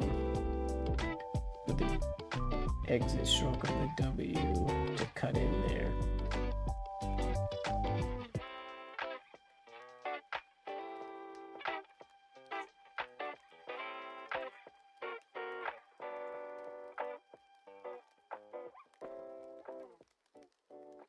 Oh yeah, see, like this loop here in his example cuts through the H. What? So this has to go so far over there. I guess it does look quite elongated. Okay. So it's gonna feel awkward, but it's supposed to, I guess.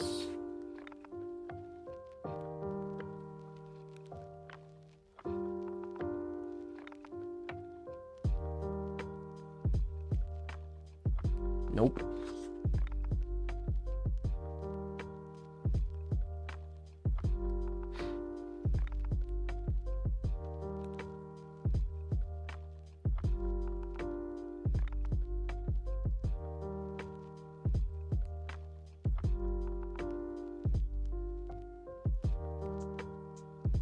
Not supposed to be looped.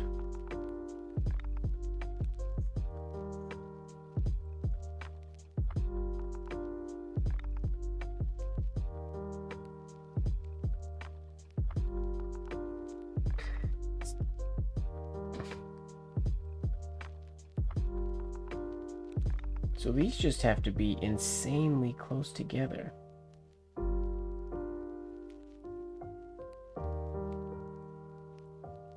Tricky, tricky.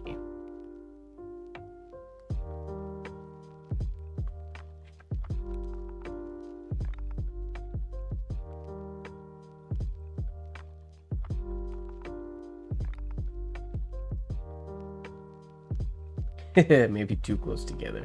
Oh, and also not the right stroke. This is supposed to go over here.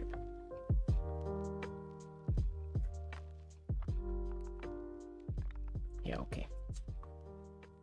Good night, Lori. Thanks for hanging out. I'll keep slowly chipping away at it, and eventually we'll see how close we can get.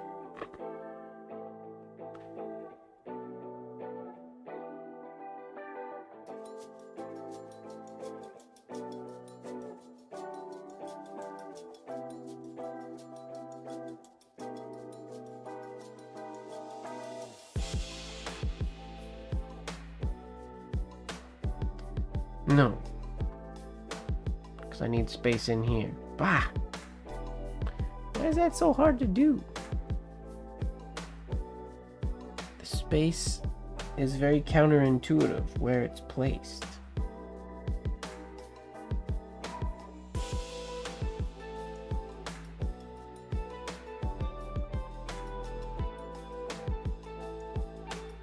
Let's go way over here. That was very slowly done, but that should be the right shape. Because now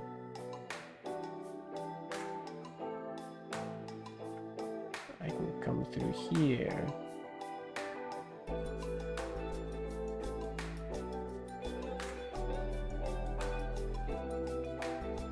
Yeah.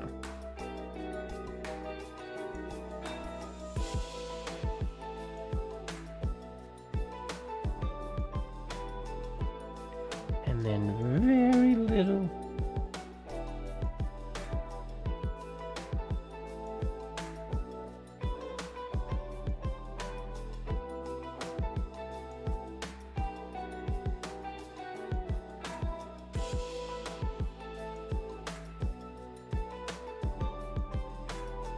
Tiny little lowercase. I'm not taking the time to make clean. And I don't care.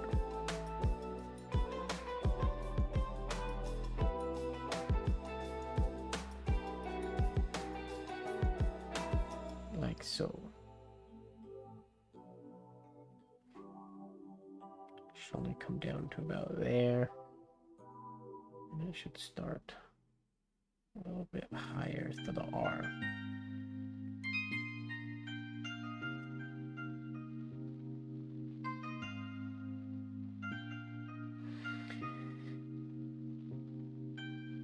Yeah, it's very loose. It's this one. This is the line. That one right there. It gets me the most because it has to extend really far, and then this has to come around and cut really close to the top of the A.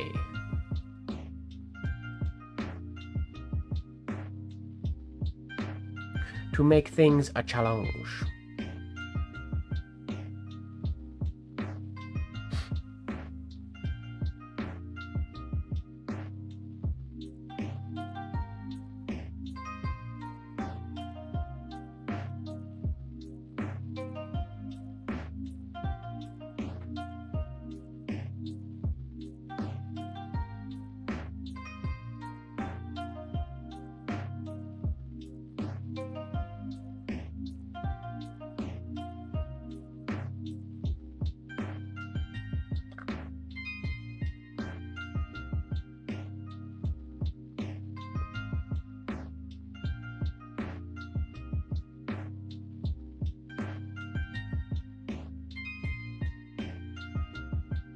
Oh, the R is also shaded, which I haven't been doing. Or the second stroke of the R.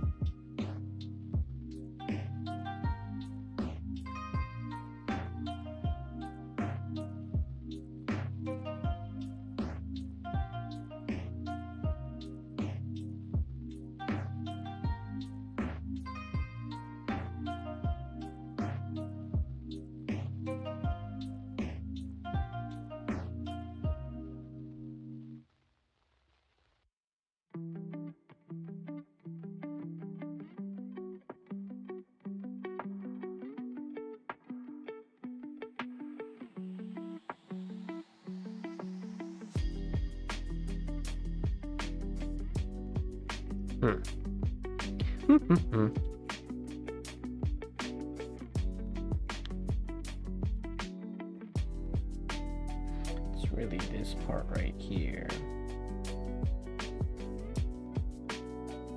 The shade is in the right spot. It's our upper left portion.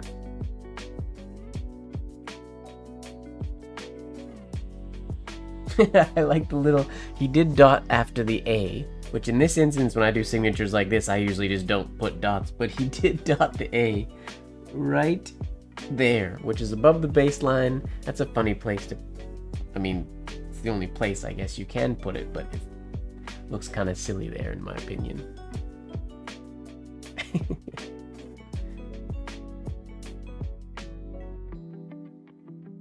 We also have to come up from here a little quicker so we can keep that R and H a little bit closer together. But we are much closer than we were.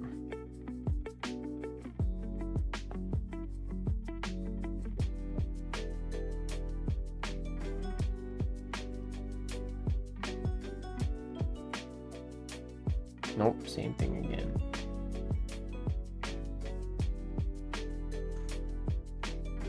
Round, think round coming out of there. Get your kanan on, round and then straight. Yeah.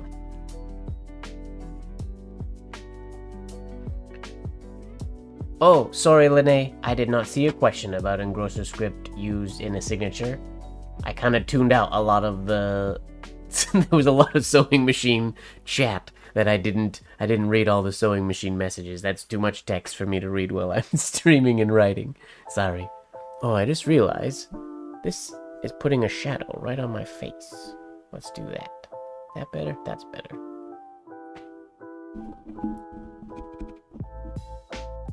My microphone was shadowing my face when I leaned forward. That is no good.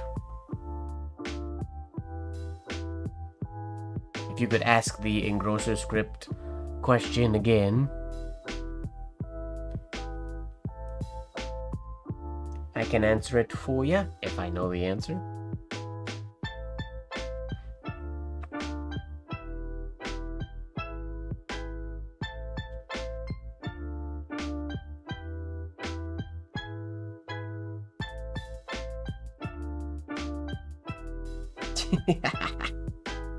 Darn. Got lost.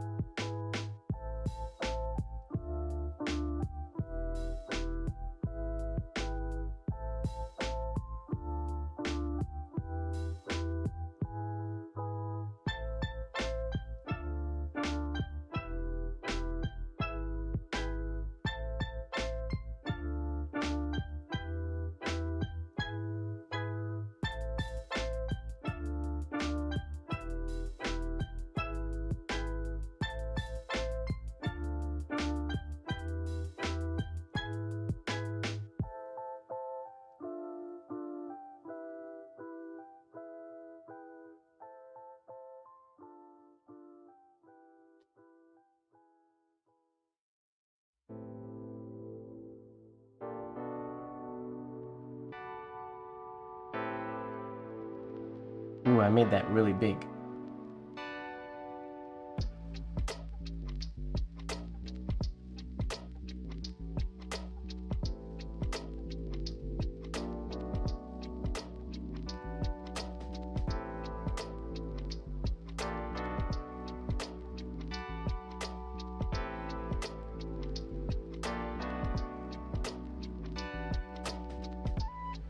That exit R loop is much too large.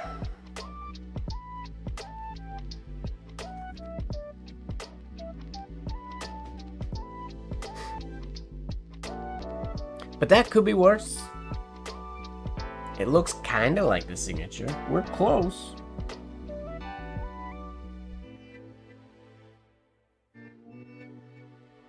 This needs a little more compound curviness. This stroke bugs me a little bit because when I put my hand here to write this, I can't see my target, which is the R, to aim where I want to aim on the R. I don't like that that's being covered up by my hand. I wish I could see the target. I don't like writing completely blind.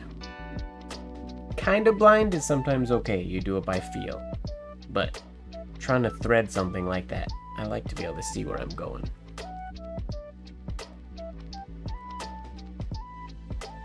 It's not super common, because signatures are usually, I mean, they're meant to be, or they're done pretty fast sometimes. I have a feeling this was for an advertisement or something like that. That maybe something for Ronish to use in his own publications.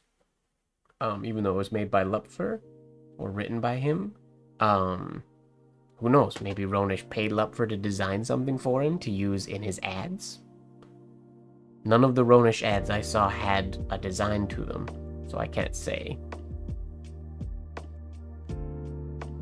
No need to apologize.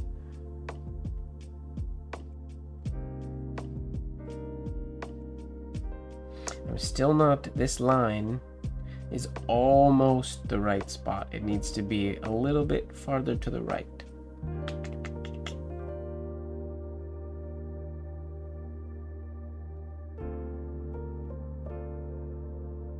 It's interesting.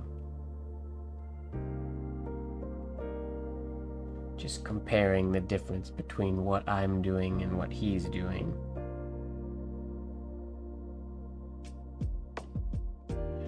Definitely bring this up higher and come farther, a little farther, so I don't have so many lines connecting down there at the bottom.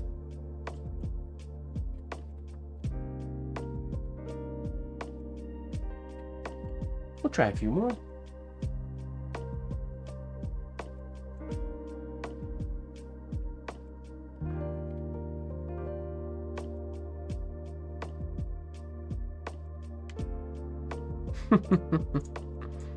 It happens.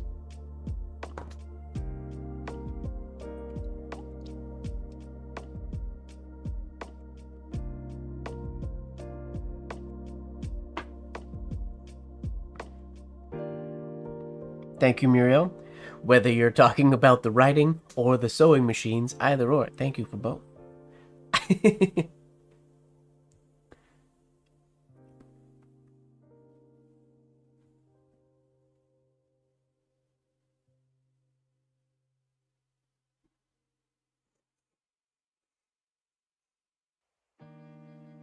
Oh, see, now I went kind of too much. I think I brought that. Okay, we'll ignore this top stroke and just see if I did the W from there. No, because it's still...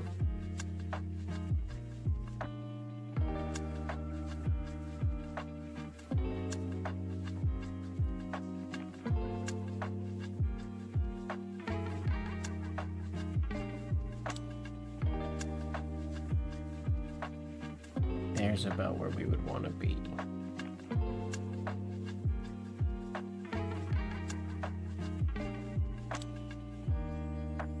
Jeez. Tricky. Hey, Nerdfest works for me. I like a nerd fest.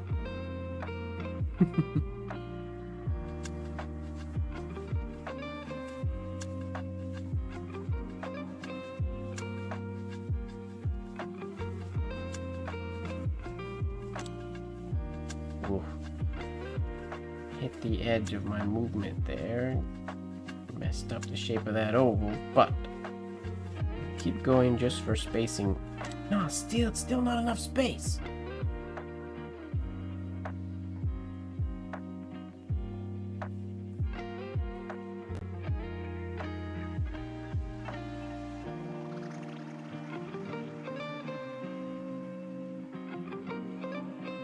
It's that up there that gives me the space for this to be able to come around.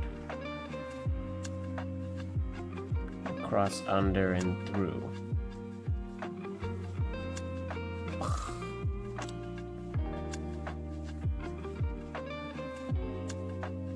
Tricky, tricky, tricky.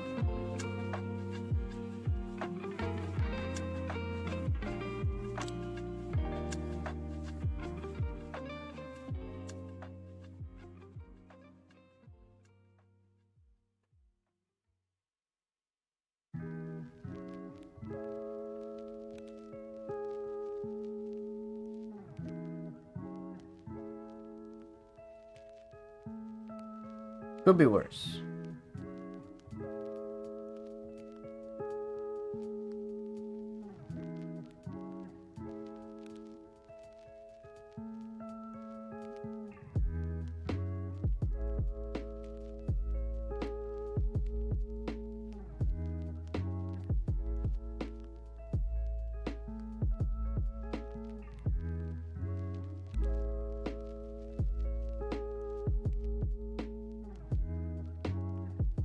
Could be worse.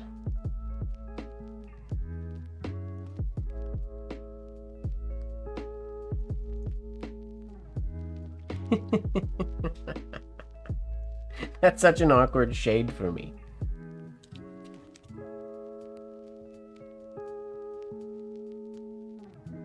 Ugh, I don't like turning my page.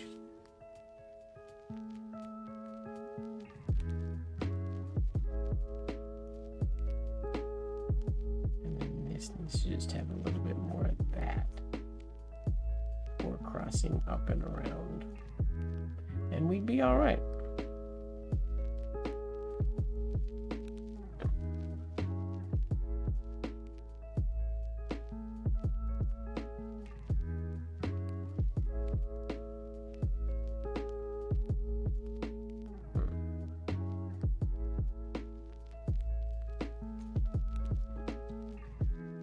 This is a hard signature.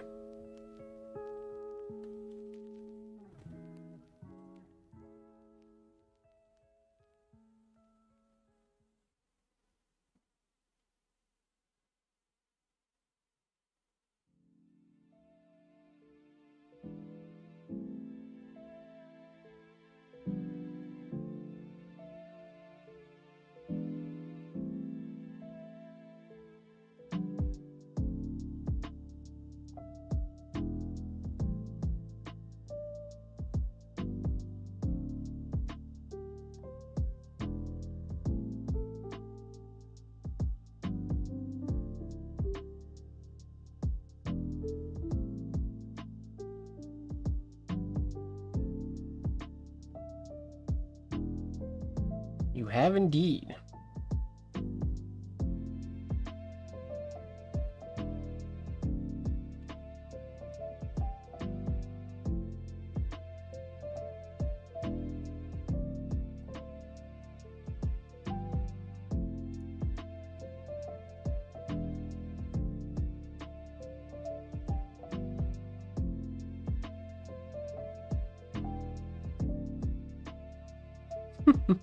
Bad engrosser script. Like, we're gonna try one more after this, and then I'll move on to the love piece, I think. Okay, I need more speed for this so I don't get stuck.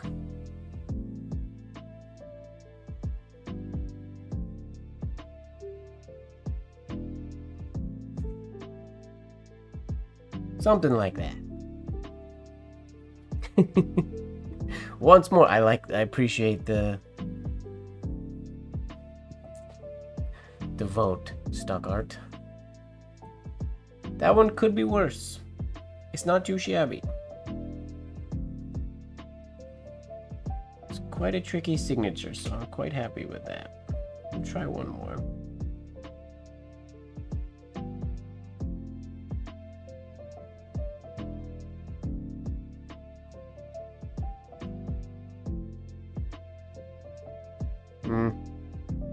Not the one, I don't think.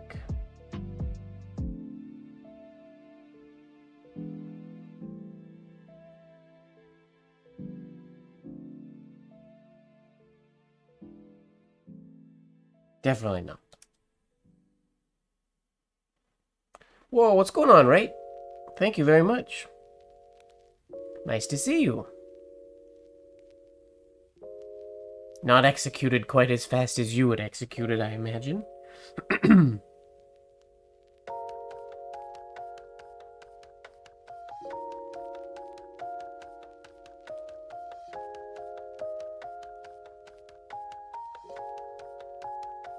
Ooh, too far apart, my W and my A, whoops.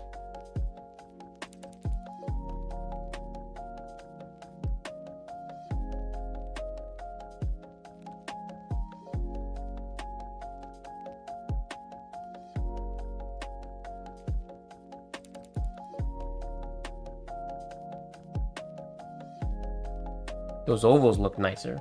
Spacing isn't quite as good.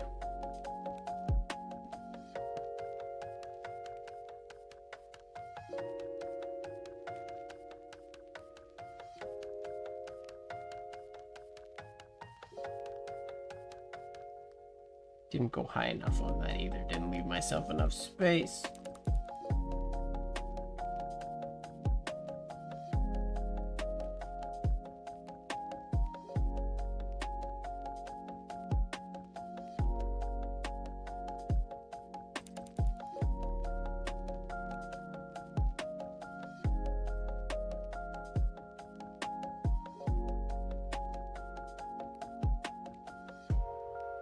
Oh, nib catch. Not a terrible last attempt at that one. Could be worse.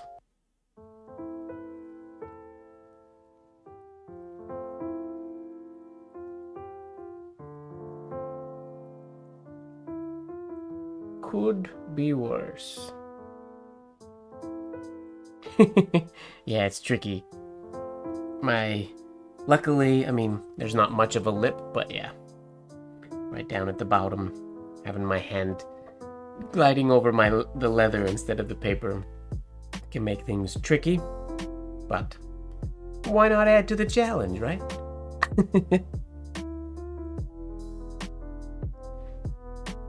That little guy, yeah. I'd wondered when they did this one if they just went in hairline and then they added that later, which, like I said, we haven't seen the original of this piece. There are lots of things that could have been tweaked from the original. I have a feeling this shade is probably touched in. There's a chance all these shades were enhanced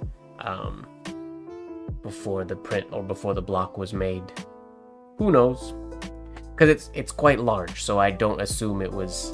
This could also be one of those ones that was written like this big and then printed. Like it could have been done 10 inches long and then shrunken to make the plate.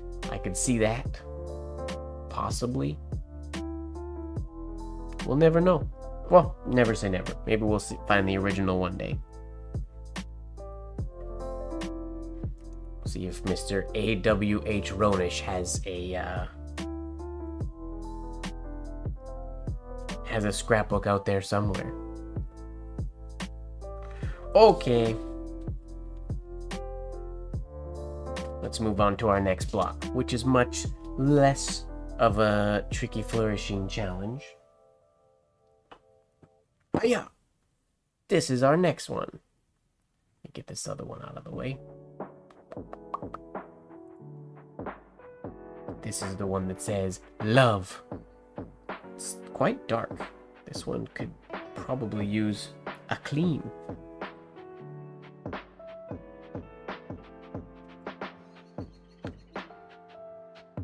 I'm not gonna clean it right now, that's silly. But let me bring this one up for you so you can see it.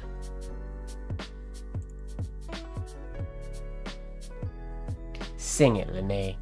There we go. Love. I feel like this one's long and skinny, so maybe we put it up there. Is that good up there? Yeah.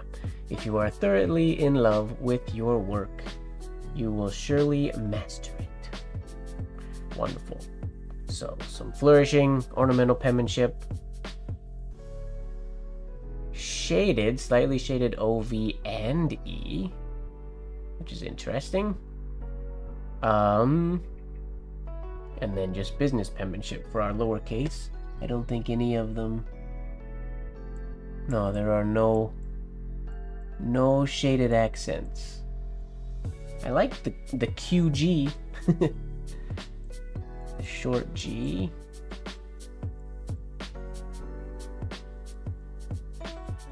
Yeah, no shade at all, and there's no T on there. Well, there is a T, but yeah, business penmanship. Too far. There we go. Oh, what happened? Sorry, let me reopen this so it recenters itself. That's better.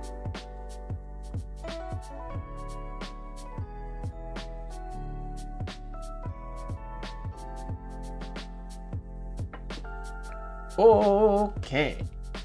Paper.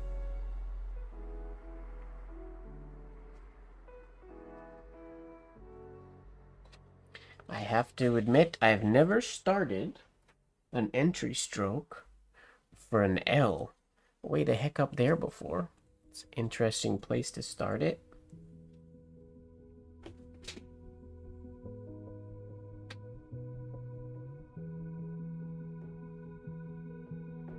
Come down baseline. Let's just wing it and see what happens.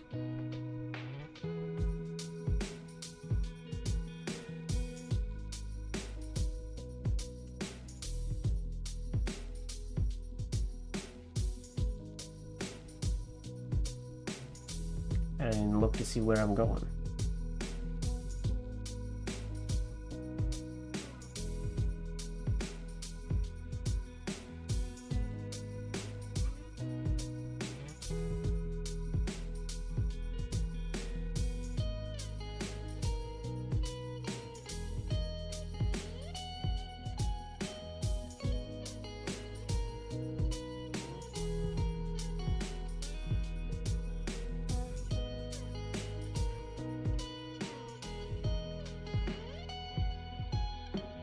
You should, Lene.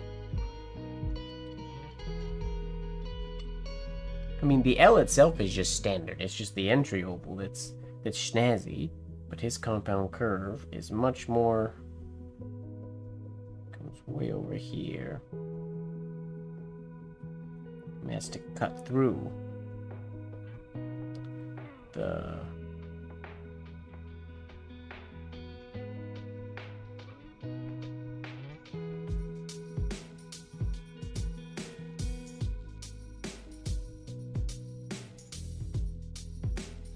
get that nice swoop on the bottom.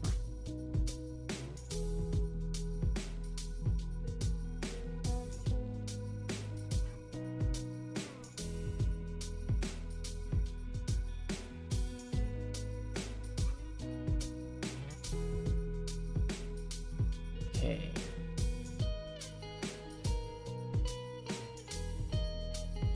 I'm hitting this point there, which I don't like.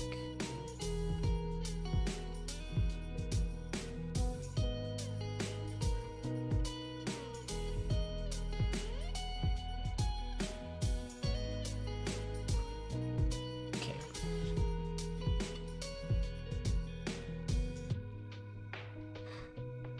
You gotta dive in and go for the swoops and loops sometimes. Why not?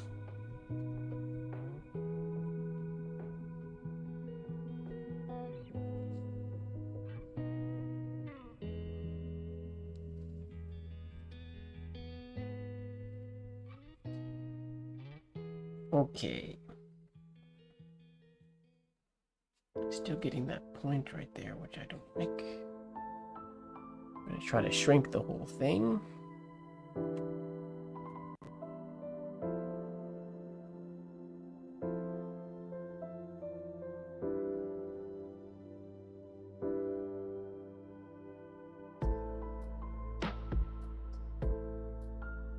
That's better.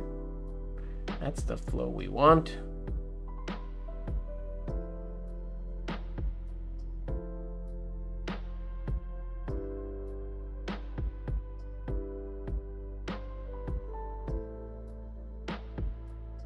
Even better. Cool.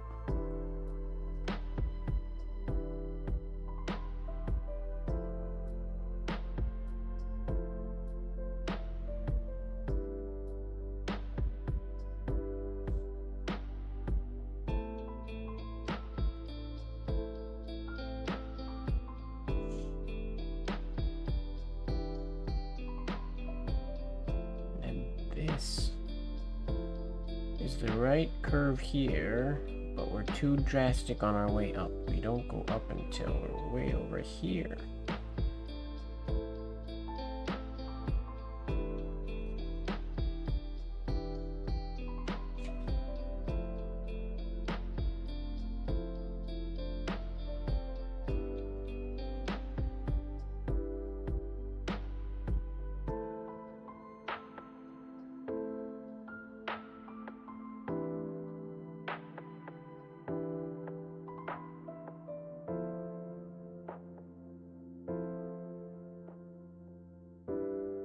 Okay, that's almost exactly what I'm looking for.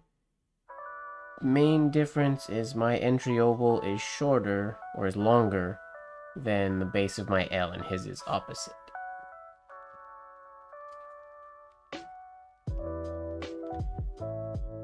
Also, on my lined paper, I'm not doing a very good job of hitting baseline. I need to start higher or lower to put it on a baseline.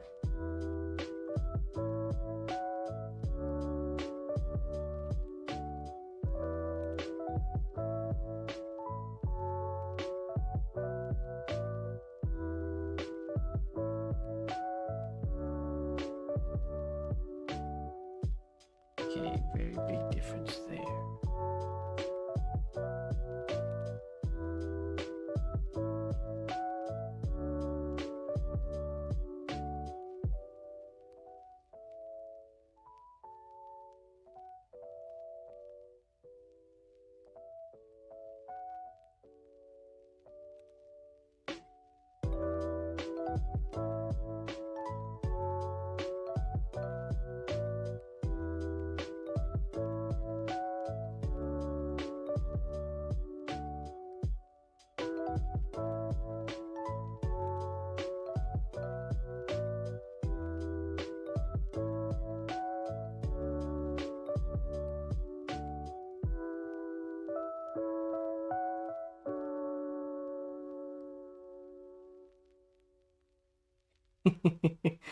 Pull that shade so long, which is not terribly off what he had. If my shade was more, shade is very asymmetrical. That's closest so far.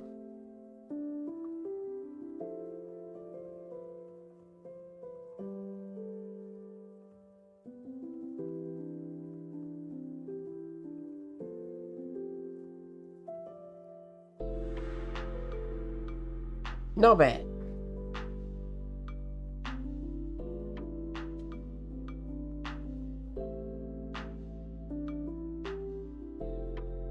And I still need more.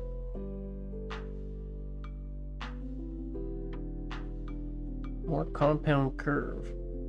More swoopiness.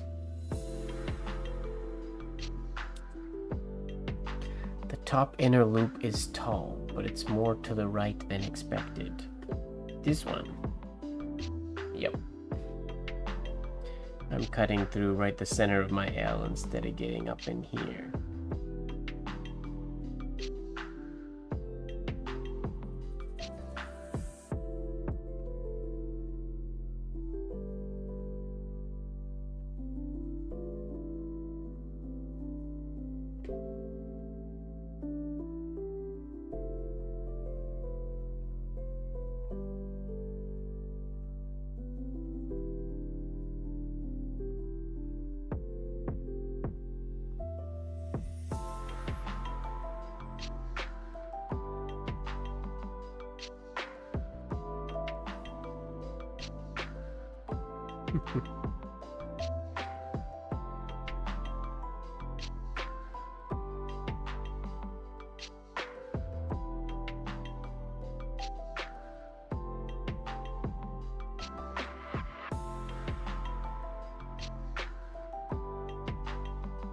Nope. I'm just crossing always right in the middle there.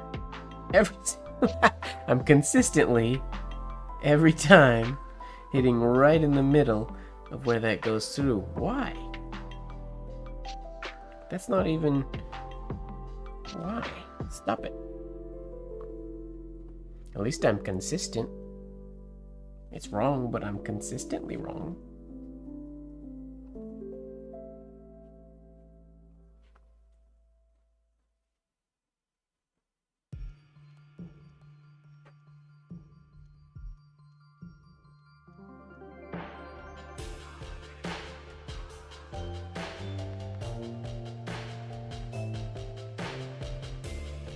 Better. Way off the baseline, but better.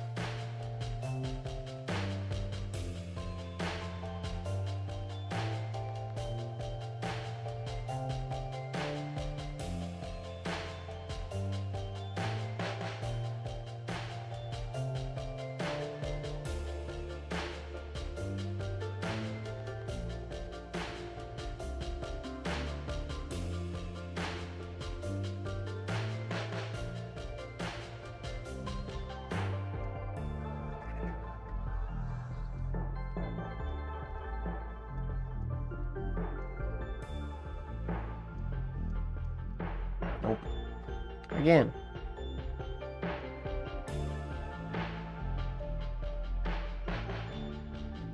You're leaving, Muriel? Thank you very much for hanging out. Have a wonderful day. If that is you saying bye, I'm guessing it is.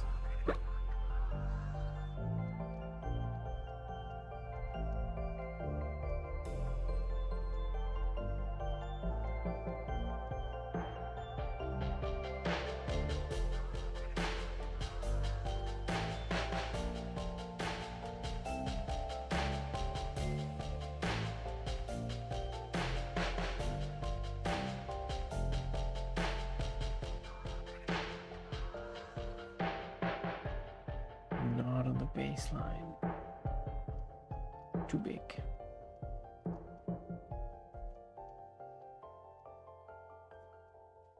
Okay, that's the idea. We just gotta fix that inner loop so it's not going right through the middle every damn time.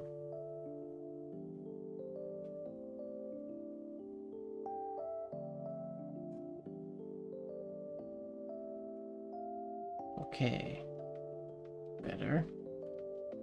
Wonky ovals, but better.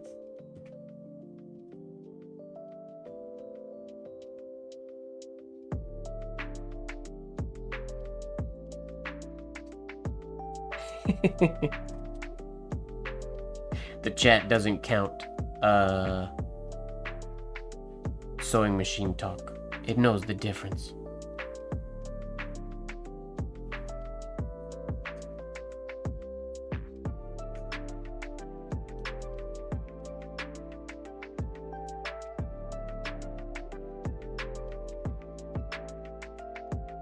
That's the idea. Getting better.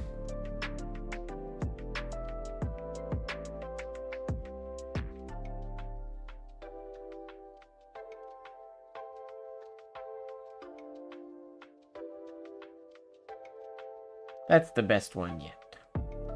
The shade is wonky, but as far as where all the hairlines are going is the right idea.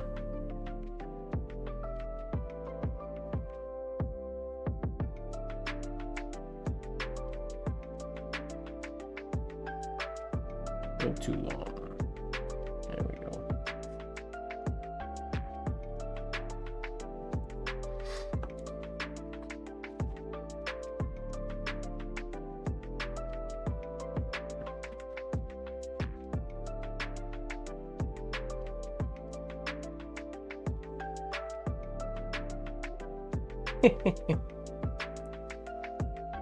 Oda Sweeney has figured the system out. She only types at the perfect, exact right times.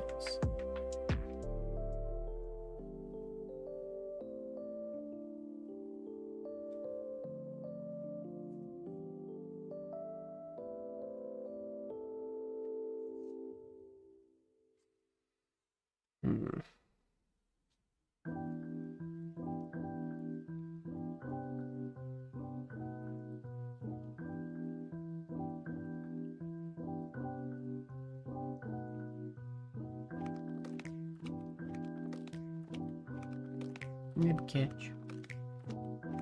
Okay, I like everything about this L now except for where I started that entry stroke.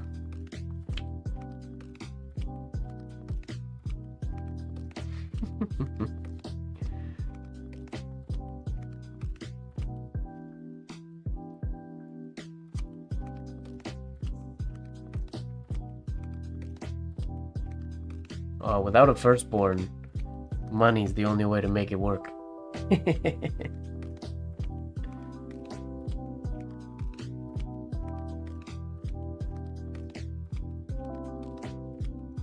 Yes! We're a little close there. Oh, and we're still farther here. But that one... that flow felt really good. That one felt smooth to write. That's what they should all feel like. Make them all feel like that, Mike.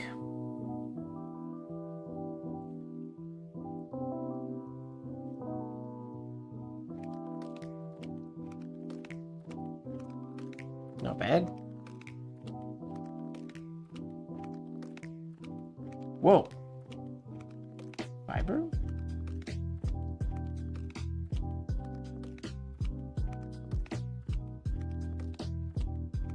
Oh. Why did my exit on look so ugly? Even his has that little, you see right here. It's a little almost like too abrupt feeling. Like it's almost too tight, but not really. Versus if it came like up a little bit more.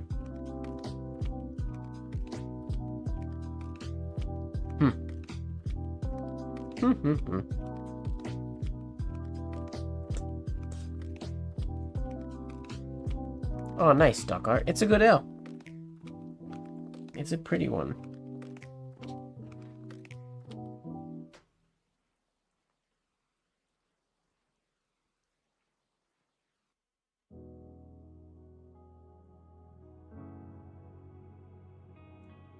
That's what we want. I don't know where my hairline went over here, but that's... We're still so close in here, though I don't realize it. That's because of my bad habit of bringing this stroke up too soon, instead of letting it continue down.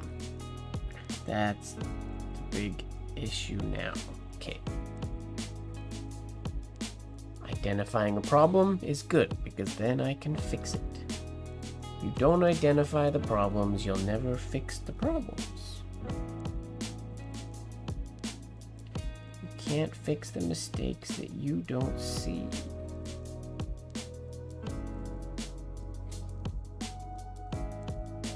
Better.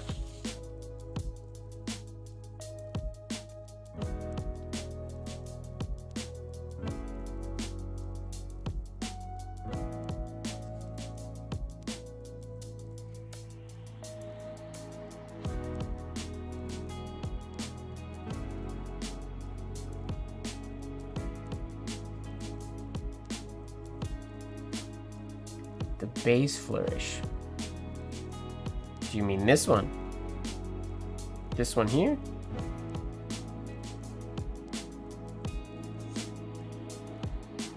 I don't know exactly what...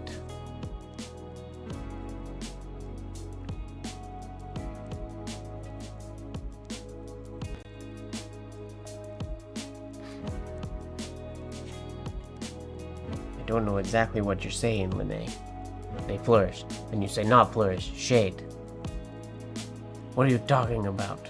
I also don't know what dog-legged means in reference to ornamental penmanship. Dogleg is on a golf course when it curves to the right or to the left. Do you mean that the shade is asymmetrical? Like the shade compared to mine, like this one, their shade is more of that,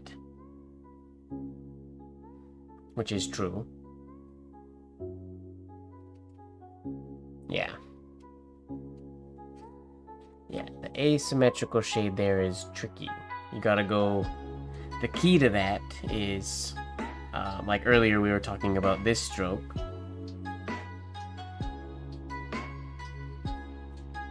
You have to just keep holding even longer before it travels to the... Or you have to press longer before you release. So it gets... I'm not very terribly good at it, but we're gonna fight.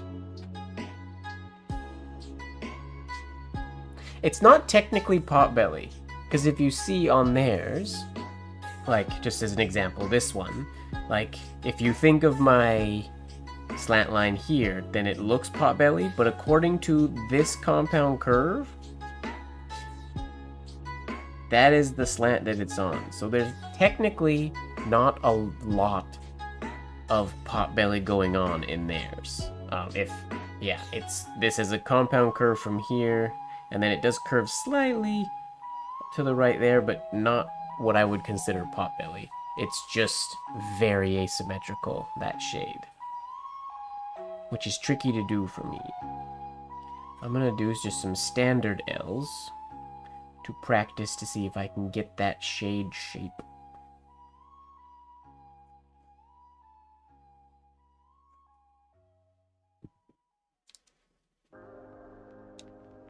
Closer.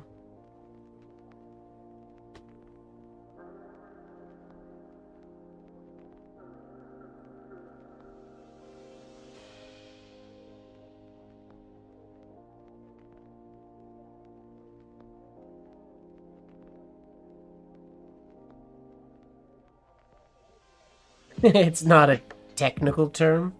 A potbelly shade, I'll demonstrate a potbelly shade. So when we have the compound curve shade, like if that's our compound curve, and we do a stem, wait. So if we do a stem there, oh, I was off center, or off. This is the slant that my compound curve is at. So this part of the shade doesn't extend to the right of the stem, but if I draw one, let's say my shade went like this, then that's the shade, or that's the line that my downstroke is coming into, but my shade is going way out to the right, so it creates what I call a potbelly. It's not an official term. So like when, it's an exaggerated example, but so the compound curve's coming and the shade bubbles out to the right, then that can happen.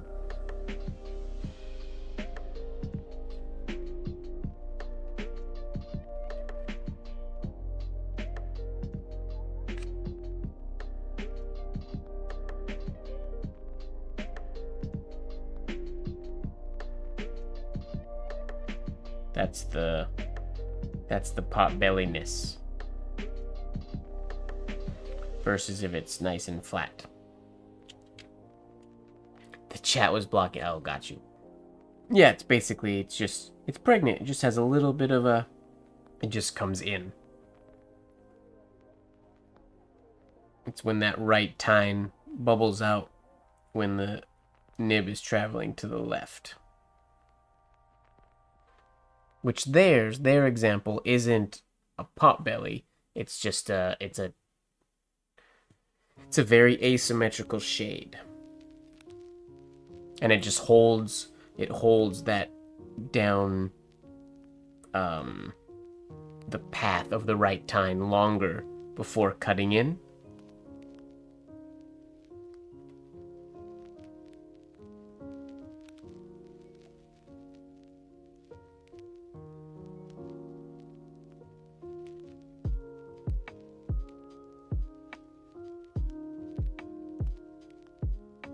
Which I'm not very good at doing. Kind of like that is what we're going for.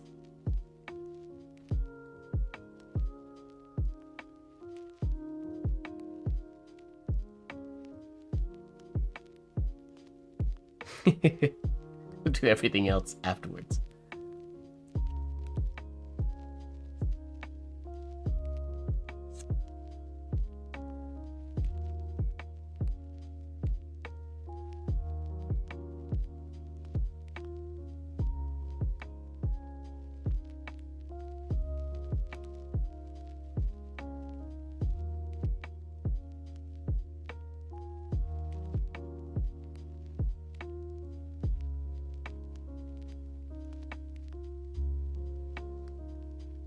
Oops, no good. No good, no good.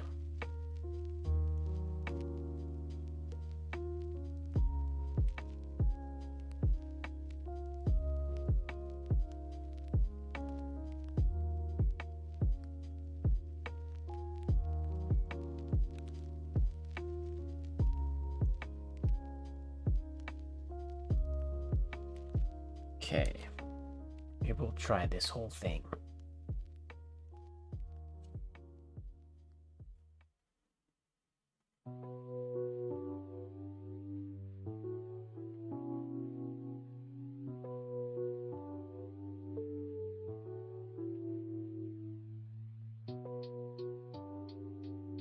Oh, darn. My nib caught the page.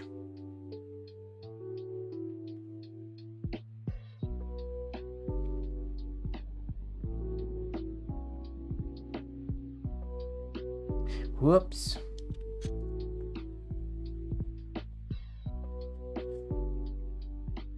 Do a couple more loves and then I'm going to start on a new sheet and try to do add the business penmanship to it.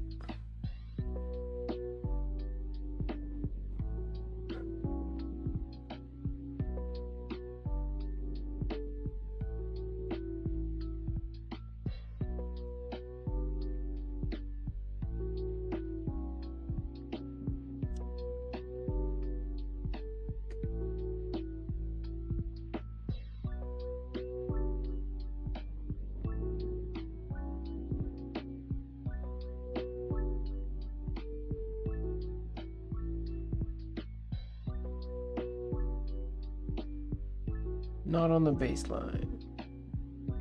Whoops.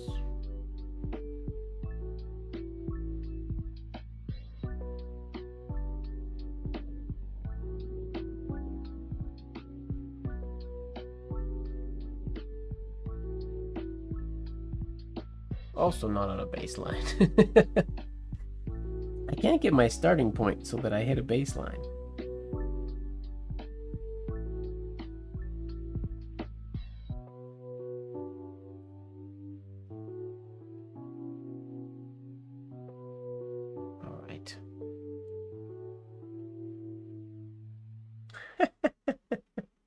Was it an ad for bronzer? No, probably not.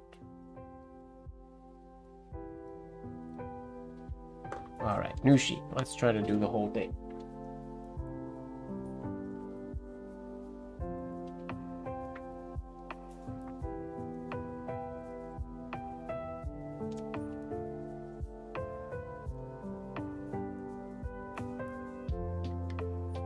So love is right in the, well, kind of middle, a little to the right.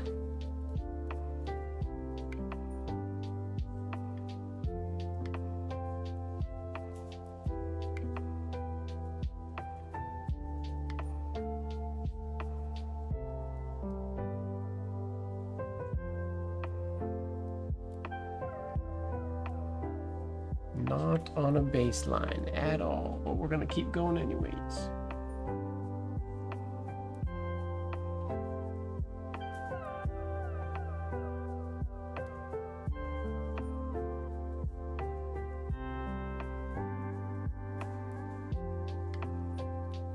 Love. Then we'll go down here and we have, if you are thoroughly in love.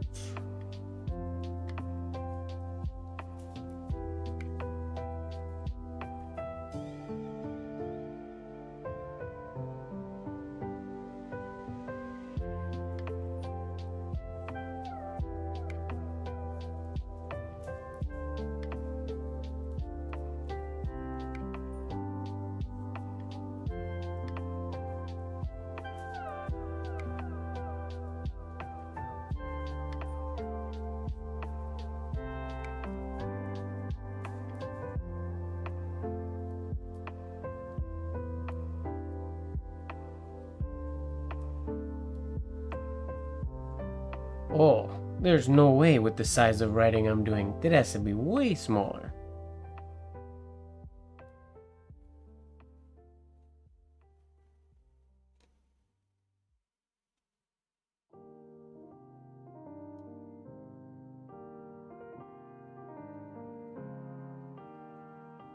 Wow, I'm already... Yeah. I guess it's about the length of the love to where he starts if, which means that would have to start way over here. Whoopsies. Alright, take two. Maybe we'll just try the lowercase just to get that, or the business penmanship, just to get that spacing sorted out. It's gotta be tiny.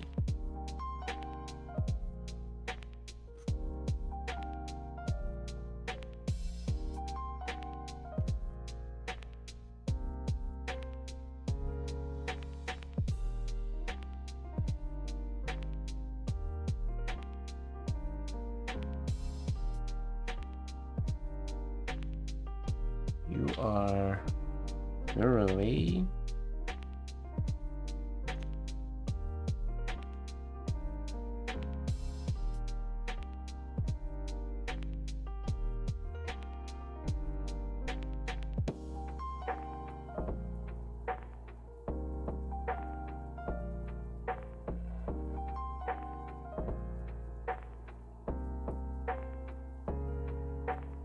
Oh, he didn't.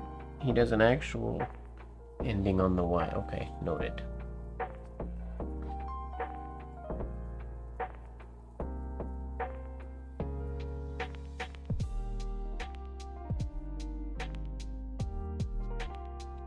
In love with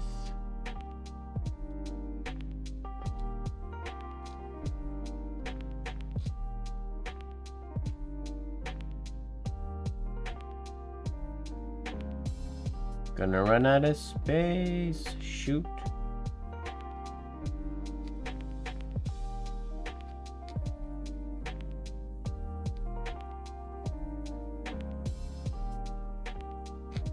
Bah. So it has to be smaller than that even, or more condensed.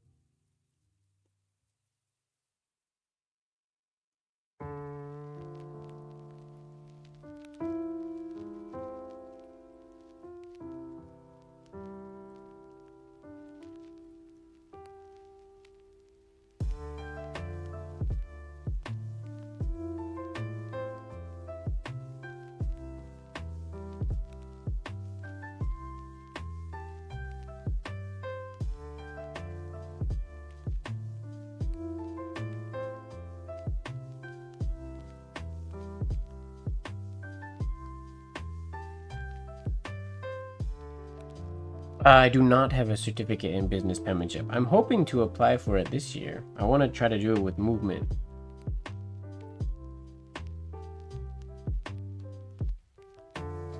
whoops, fiber to see if I can pass.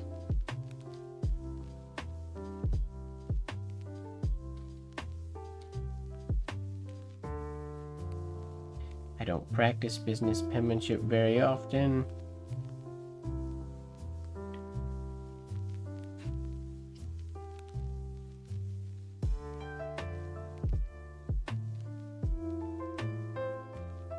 Whoops, that's the wrong R.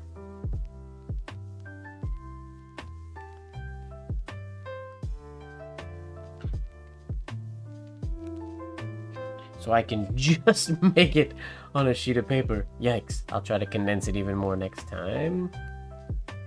Because this is technically supposed to start, like, farther to the left than the eye.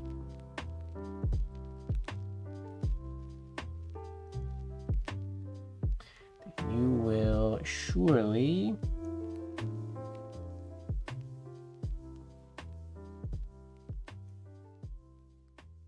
Whoops, added a shade there. Fully habit.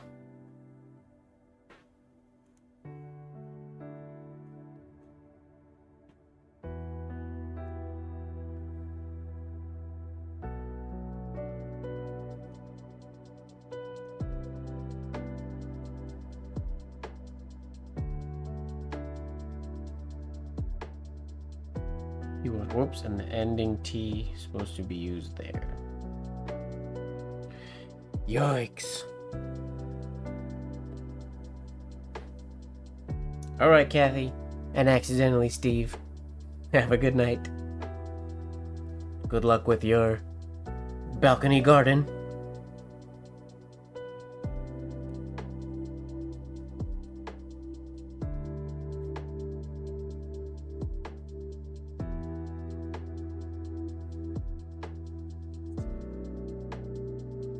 Okay, let's try to do the whole thing.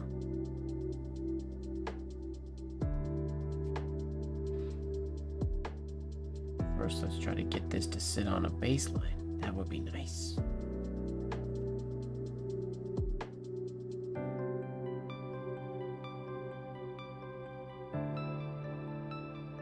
Where am I going? That's the baseline I was aiming for.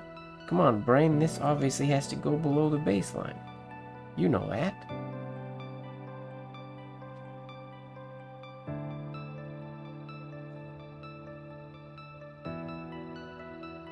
Come on.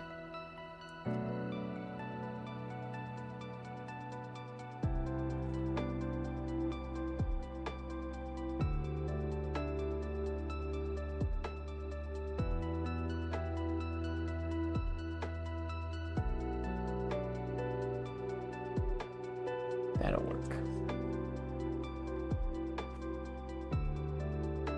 You've been censored? What's happening?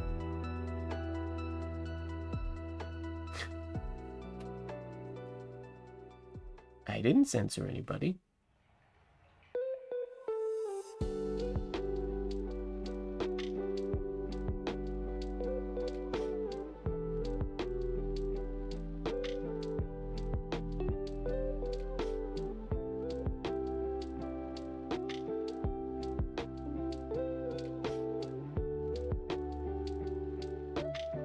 Compound curve at the top isn't that pretty, but we're gonna leave it for now.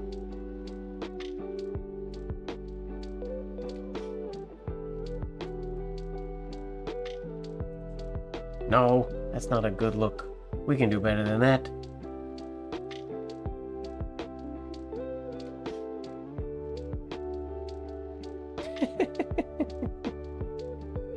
I don't think you're being censored.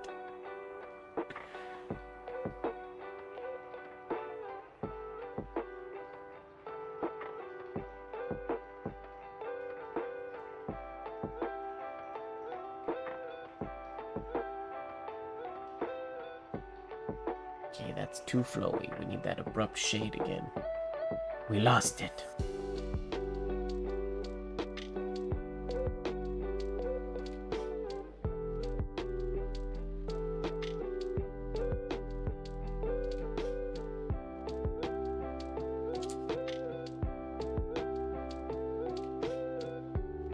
I swear I could do this L before. Now I can't. I lost it.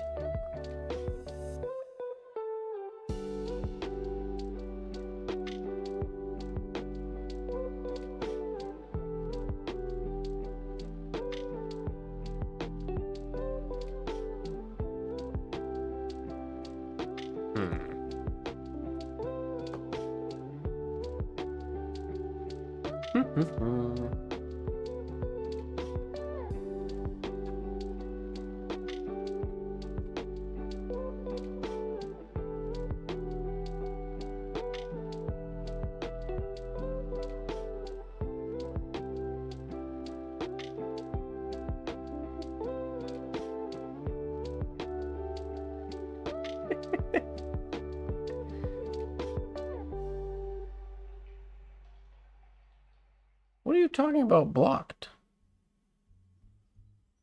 Normally it shows me when people's things are blocked.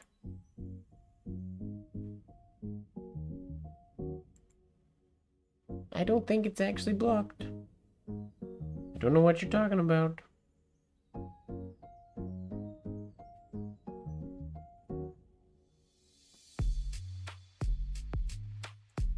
Okay.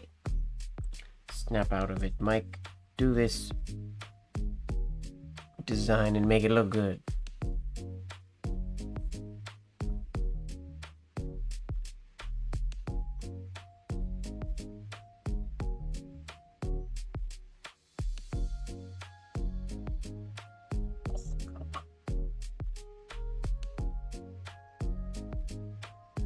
That's not gonna make me happy.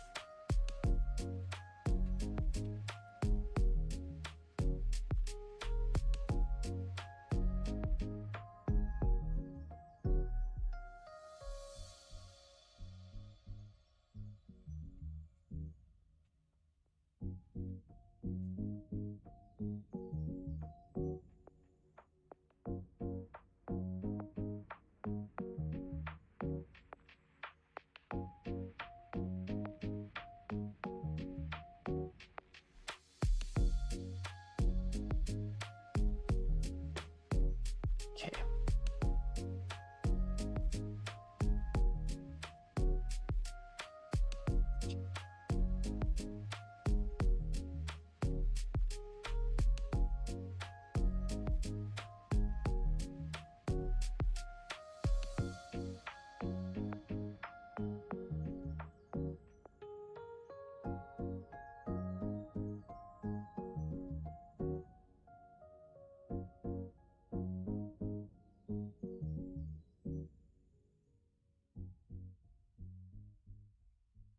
That'll work. We have love. Now we need the super tiny lowercase letters. We have to start indented a little, but they have to be super small.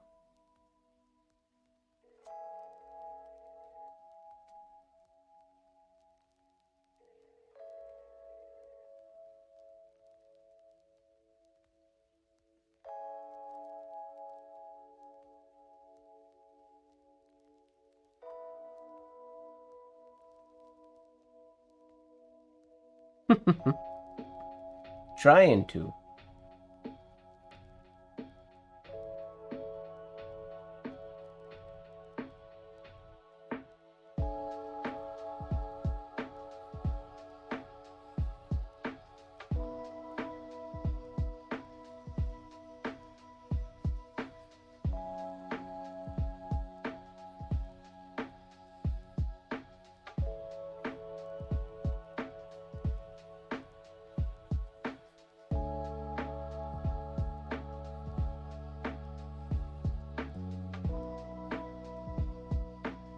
Not gonna make it.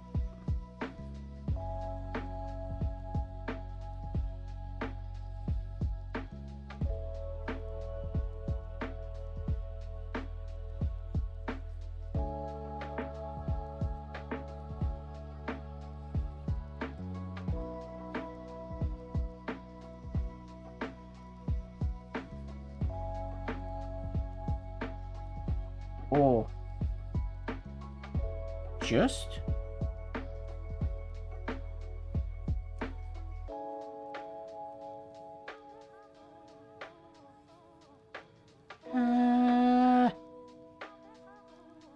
It's really hard to do good penmanship. I need an extra piece of paper under my hand here because my finger grips on the leather so much when I get off the side. I need something else to be on the side there for when I go off. Whoops. Should have condensed thoroughly. Yeah, the first half a little bit more and it would have worked a little bit better.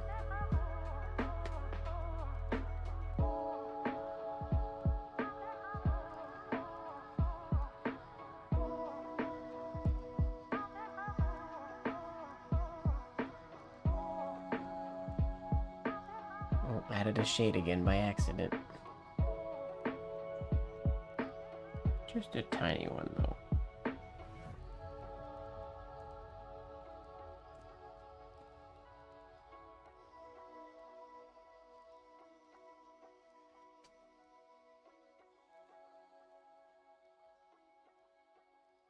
Yeah. That'll work. I like that quote. If you are thoroughly in love with your work, you will surely master it. I like that quite a bit.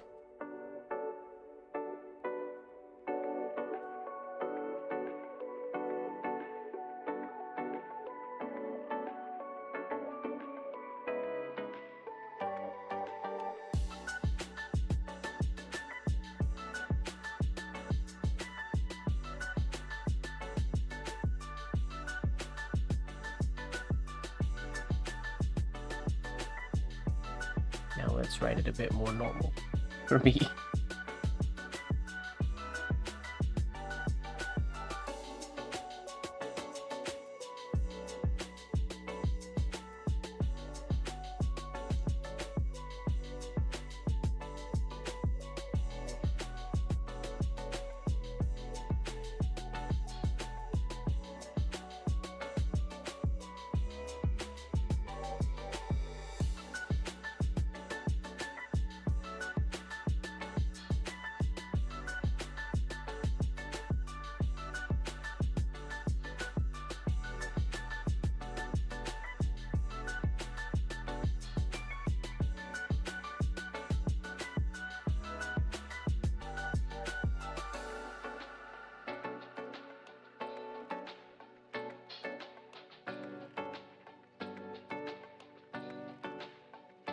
What is happening to my nib all of a sudden? Why is everything so blobby?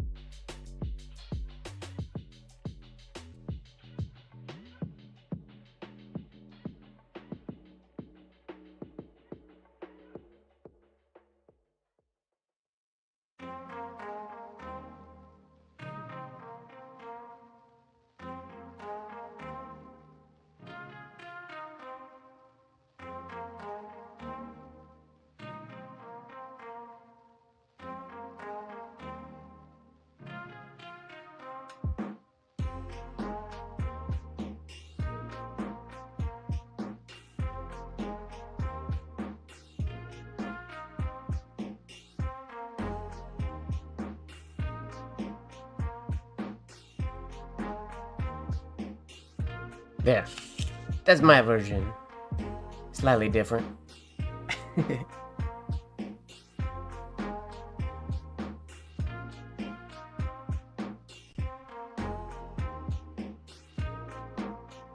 It's a good quote. Very good quote.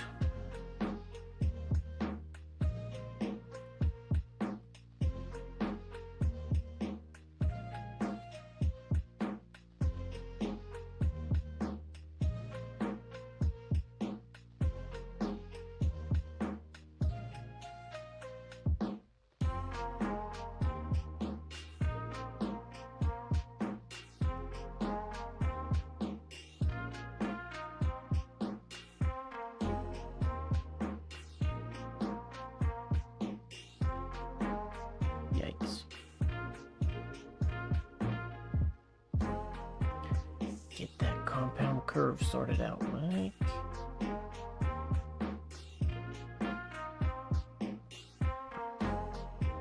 That's what happens when you let yourself get into something.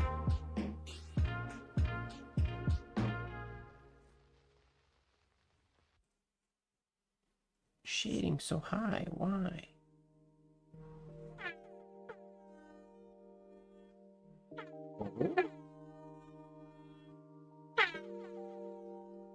Sorry, Mr. Siren. The lights are still on. Apparently, it's midnight. What's going on with my lights? Lights go! No. Lights go!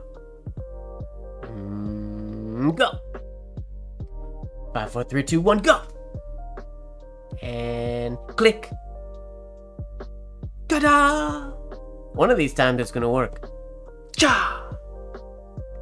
Cha-ba! I'm gonna keep doing this till it works. Cha-cha!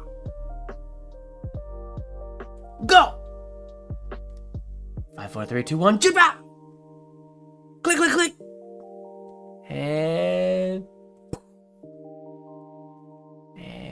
lights out! Wingardium Leviosa. No. Lumos! Wacha! Bah! Wah! Oh, that's what we need. Nox! What? Come on. Nox.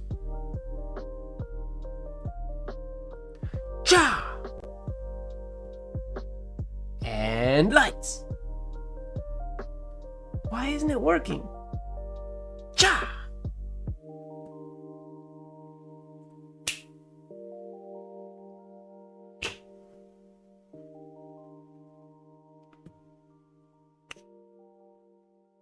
I want to get this eventually. It's gonna work on one of my cues. Click.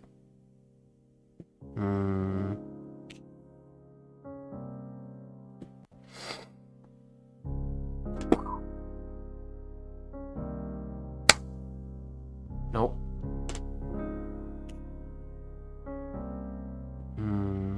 Click. Click. What's happening? The siren went. What happened to everything else? Go!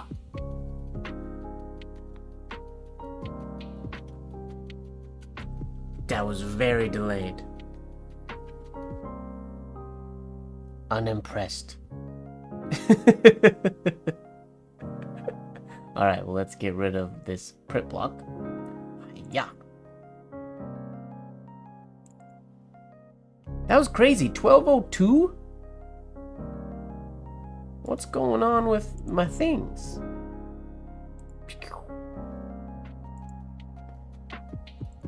That's really weird.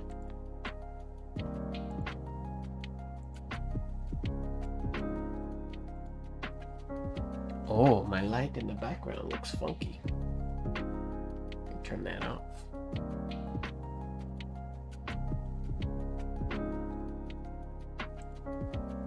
Is that the color we want? Is that the color we want? I don't remember which one we used last week or last time. We'll find out. Oh yeah, music. That was weird. I don't understand why I didn't. Well, it's 2 minutes late. That's not supposed to happen.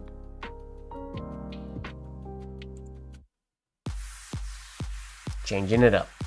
Here we go.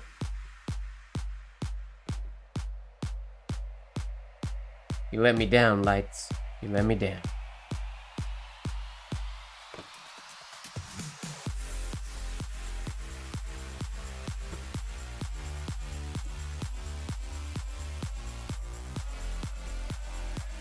lights shouldn't be slow. They're connected to Google just like everything else. Google shouldn't be slow.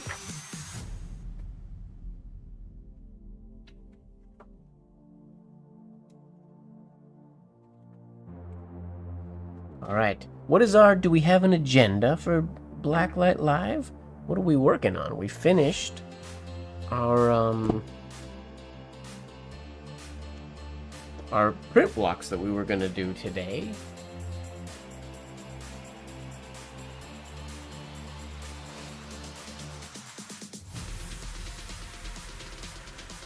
Alright, let's just see what it looks like. And then we will address.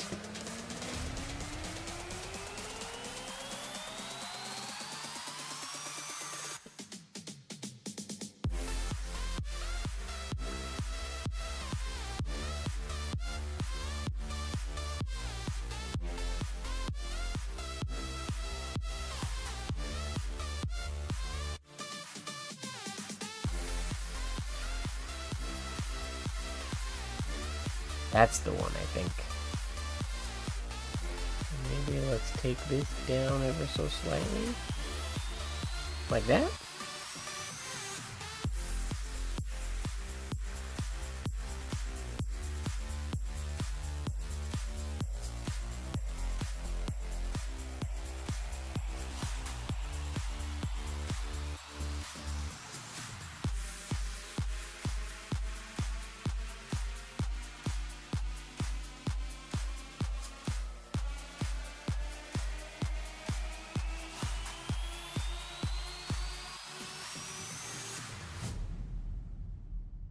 Oh, that's not what I wanted to do.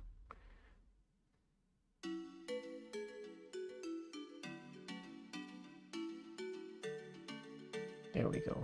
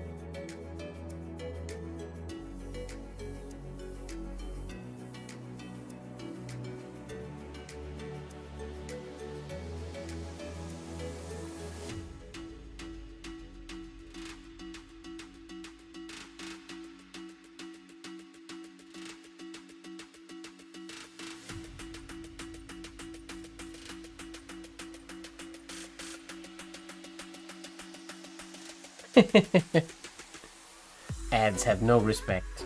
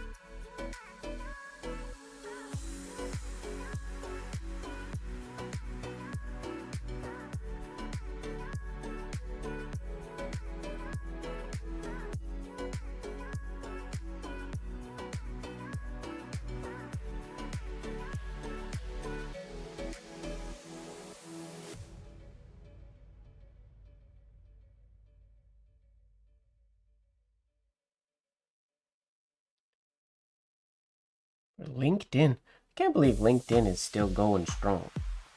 Well done, LinkedIn.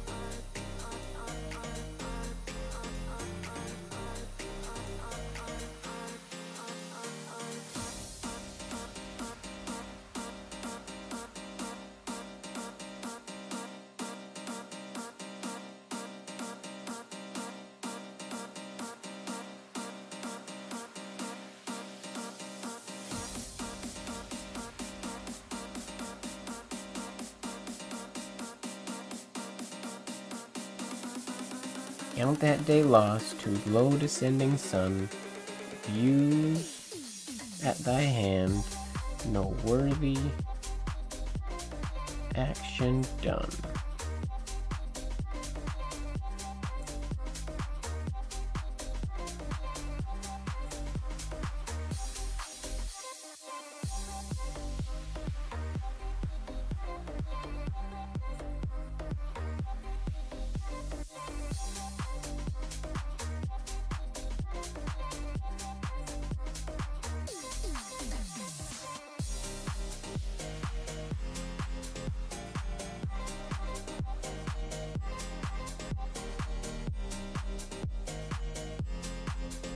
Sweet.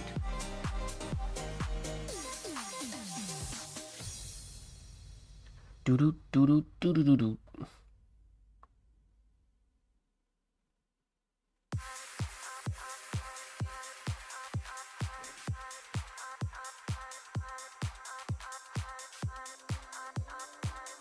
Okay, let me just finish writing this and then I'll read it again. Count that day lost, whose low descending sun views at thy hand no worthy action done.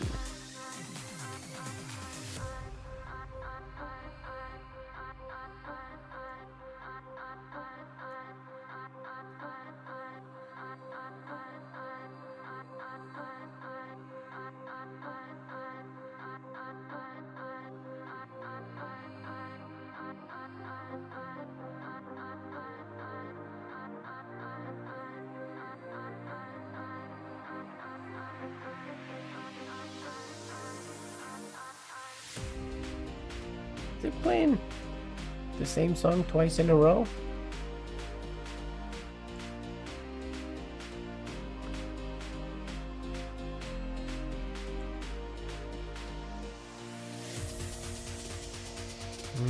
Where are we?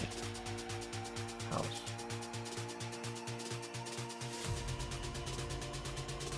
There we go. It wasn't on shuffle. Now it's on shuffle.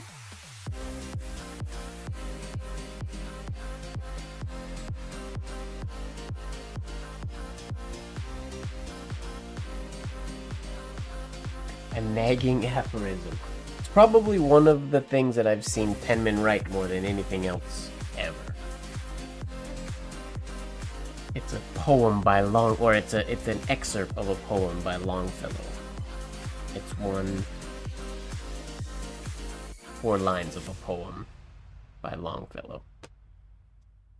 Oh, I just I got out my loop and my nib to look into it to see if everything was aligned properly, and I realized I can't see anything. Well, there we go. I forgot I was working in the dark.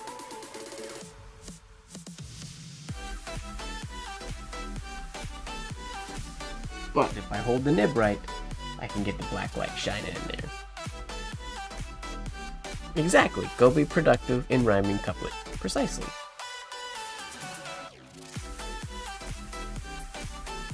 Penmen had a bunch of go-to poems and sayings like that they would use back in the day.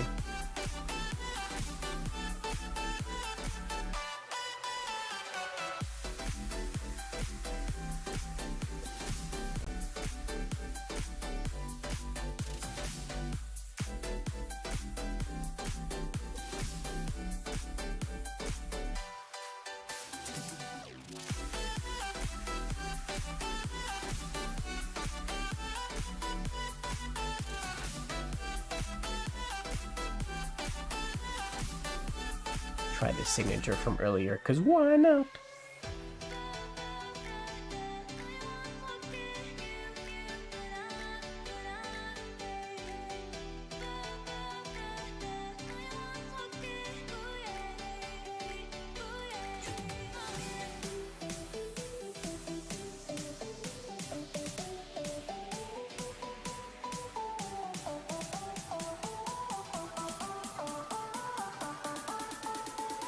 Ooh, this paper is much more textured than my regular paper.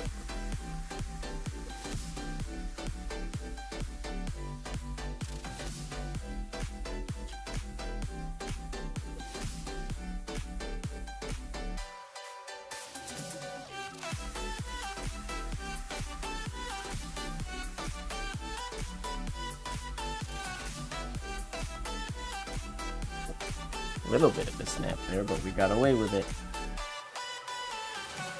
Another one.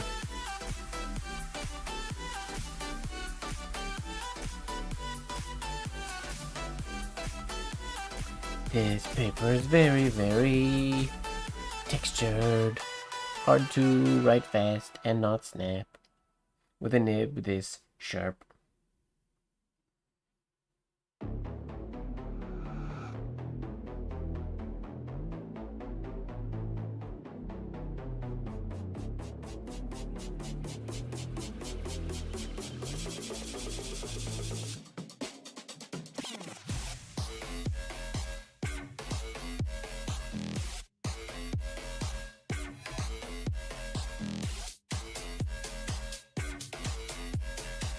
Sharp.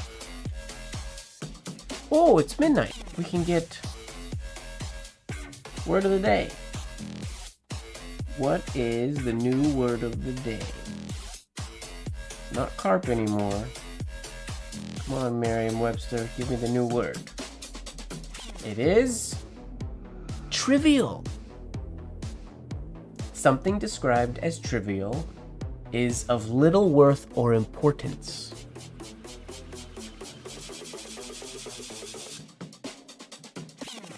Of little worth or importance, which means penmanship is non-trivial.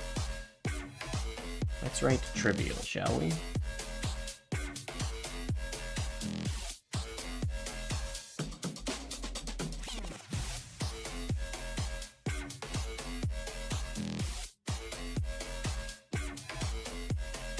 Whoa, that's a nice T. That's a nice start. Too much ink on my nib.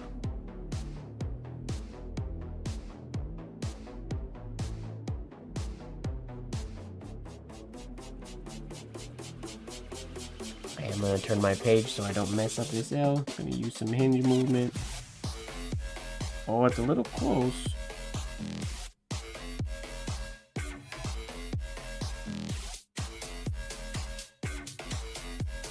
It's not too shabby. Can we do better than that? What else can we do to make this trivial look more snazzified? I could do a twister T, I suppose. I don't do those very often.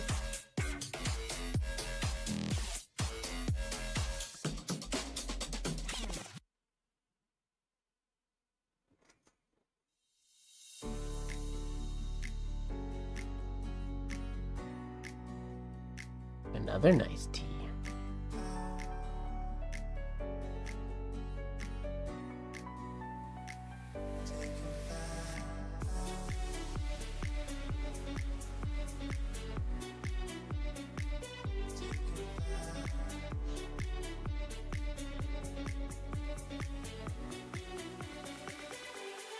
Trivial.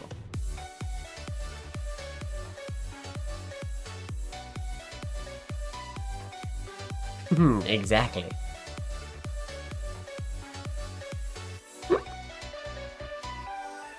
Alright, how can we make trivial even less trivial? I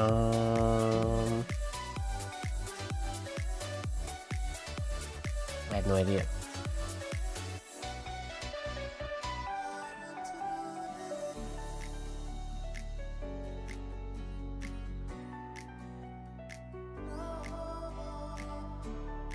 We just do it in really, really simple.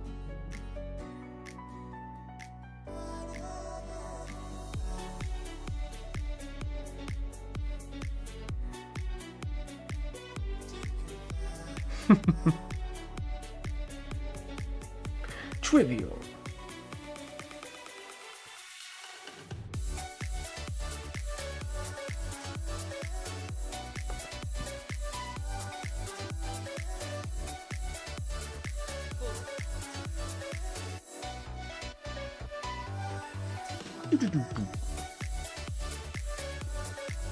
Oh, this paper has a guide sheet printed on it. I can't see it because it's so dark.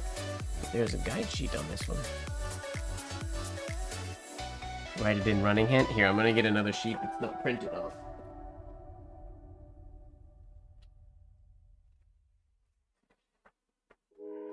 What? These are all printed on. No sense using guide sheets if I can't see them.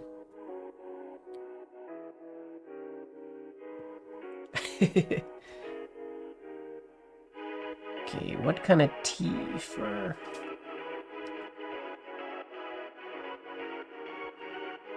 We'll do just a simple... Haven't done this one yet.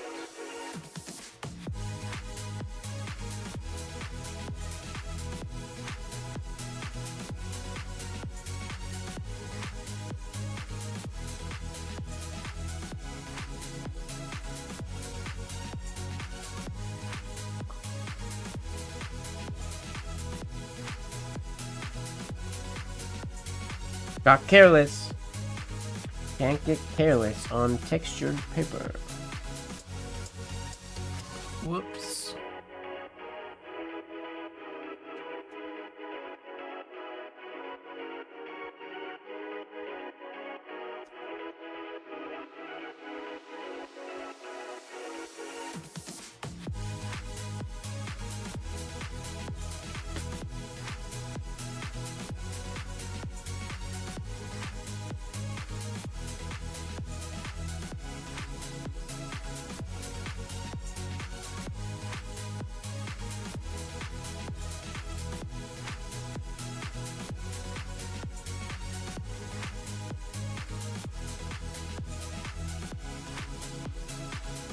Could do something like that.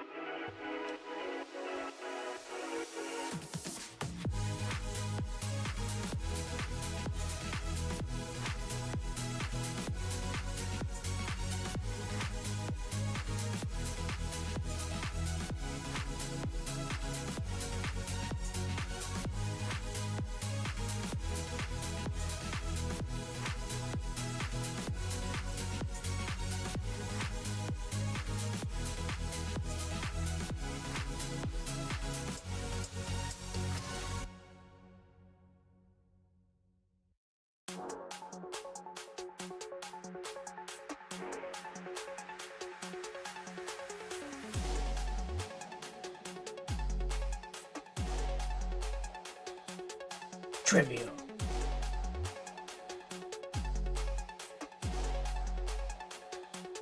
You can write one word so many ways.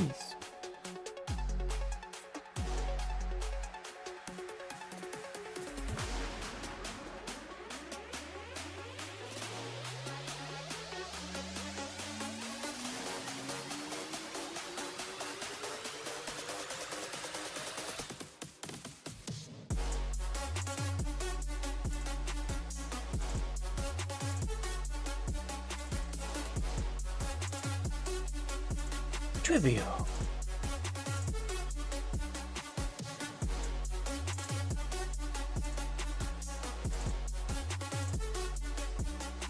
Wait, I'm gonna try something.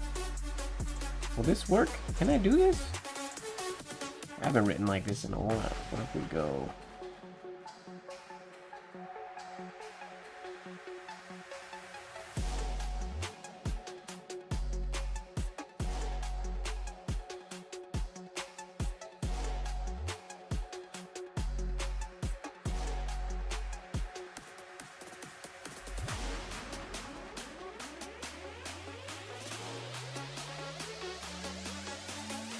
Trivial.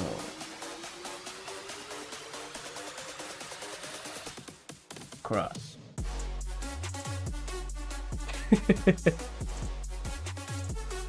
Upside down, but I wrote it backwards so that it should look, yeah, it'll look correct. I'm gonna do it this way. Fun. Random.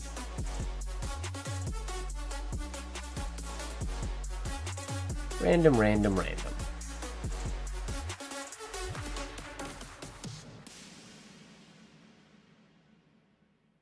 I'm running out of ways that I can think of how to write trivial.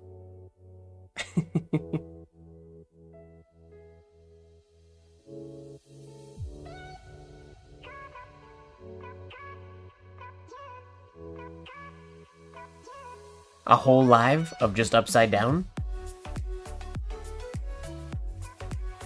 Oh gosh. Doing capitals upside down?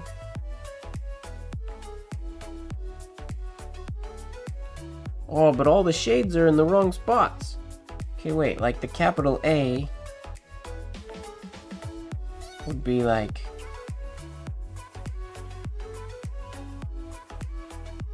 Whoa. But then the shade would be... there?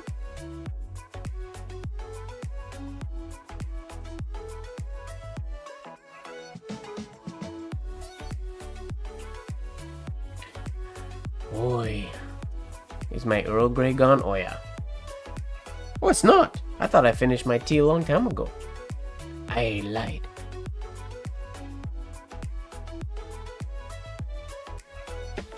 It had one more sip. Now it's gone.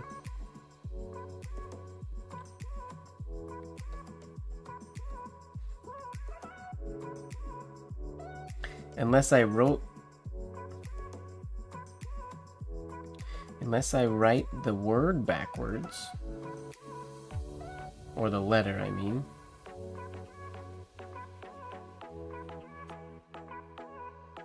And that gives me A. But what's the point? How would we do B? Oh, it's hard. I mean, the easier way to do this would be to write one normal and then replicate it upside down, but it's kind of fun to see if I can think about... Okay, wait, B... You'd have to come this way.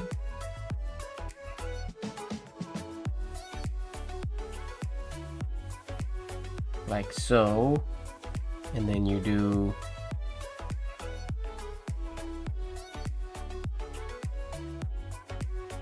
like that? Oh, I forgot to add... Right, I should have added as I came along here. Added a shade there. And then that would give me a B. Which works. Not the prettiest bee in the world, but it's recognizable.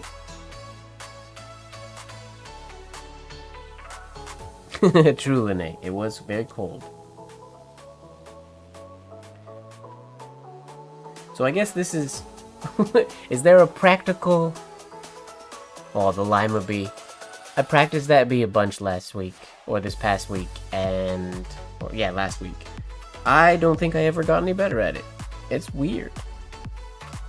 Is there a situation where I would want to write like this? Or where writing like this would be helpful?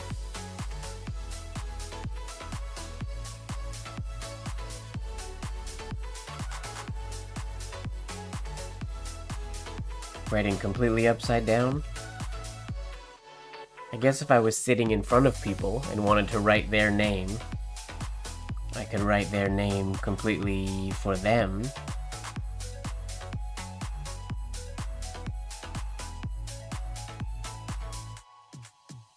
Oh, it's so much easier when you don't have to do shades.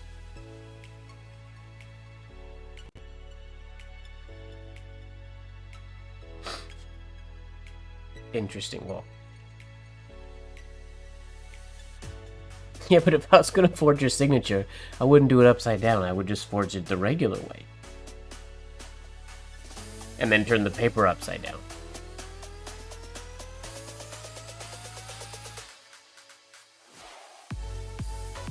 Is writing upside down trivial?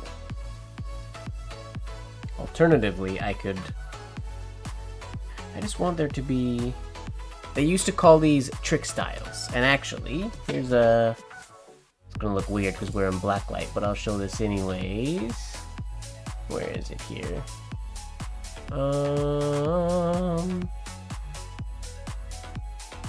Don't. So this is not pretty writing, but check out this sample here.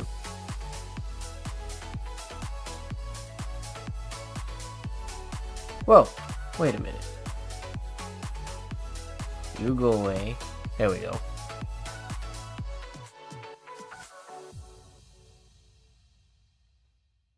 It's kind of neat, right? So, George Washington was written totally normal. Benjamin Franklin was written backwards, so we started with the N, which is kind of schnazzy. I don't even know what this one says. Oh, Oliver Newble. I don't know what that says, but he wrote it from the end of the name backwards. Some of these are really not... Is it hard to read?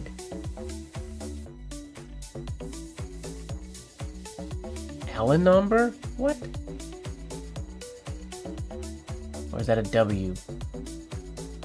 I know it's MBER.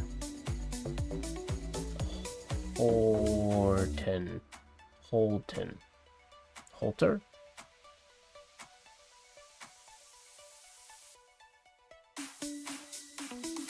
And then he wrote them all like so many different ways. Like this is what we just did. We went upside down and backwards. The way he wrote Abraham Lincoln here. But like this one, he wrote upside down and like it looks the same as Abraham Lincoln, but he wrote it this way, which is bonkers.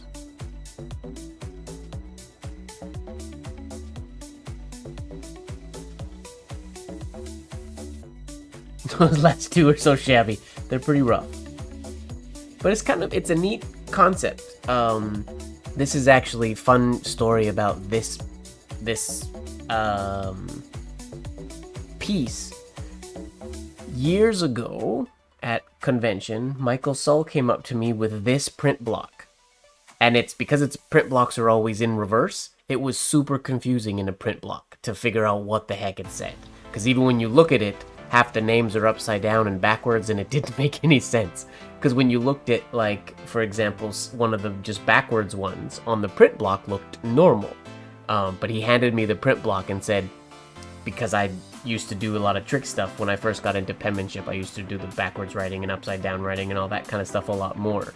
And it was sort of like a challenge. And then I scoured through the Business Educator to find the actual where it was printed.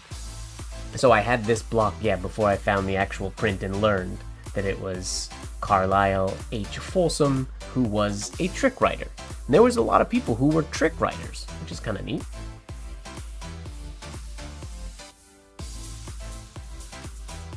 That could be, Linnae, that might be true. The way, like, he might not have just been trying to write it good. He might have, like, that might actually be what their signatures look like. Now that I think about it, I never thought of that before. Oh, I wonder. Now I want to pull up some of these signatures to see if they look like this when they're mirrored or whatever, if he actually matched their signature. He said he could write, Mr. Folsom figures that, so like all the different angles and directions and whatnot, he figures that he must be familiar and prepared to instantly write 416 different letter forms because of all the different orientations. 416. Neat. I never realized that those might have, that's why they maybe look so crazy and shabby, is because they're actually duplicates of the people's signatures. That's kind of neat. I'll have to look into that, because that's cool, if it's true. And it makes it more impressive, way more impressive. But yeah, there was a bunch of people that used to do the trick writing. Like one of the common ones school teachers did was the two pieces of chalk on a chalkboard, right and left at the same time. But yeah, it was a thing.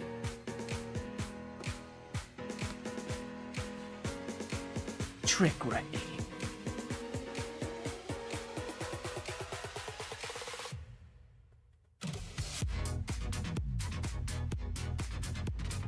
Bow.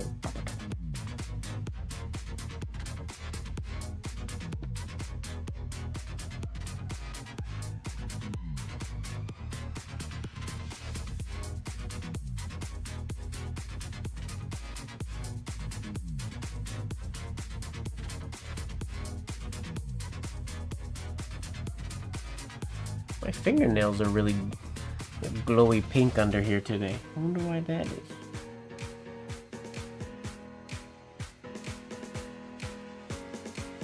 Is the screen too bright? Normally we can't see my hands this well. My hands disappear. I don't know if the writing will be visible now though.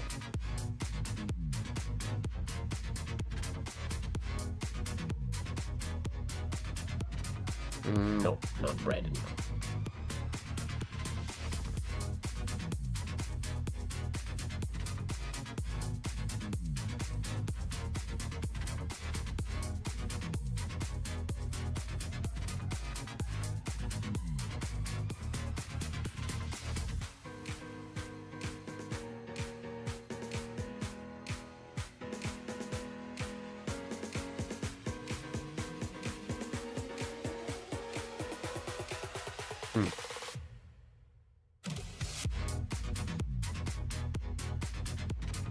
Two-handed writing, yep.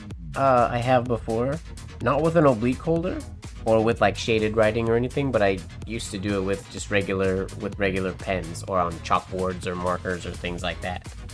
It's a lot easier than you would assume, because you just kinda, you go like so, and it just kinda flows along.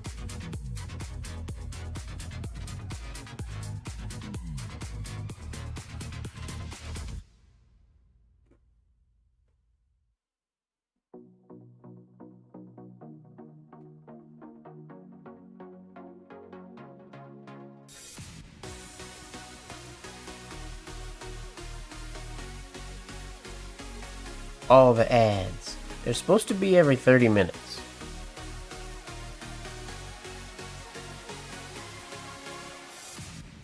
Ooh, deodorant. I'm gonna write the word deodorant because I've been working on the capital D lately.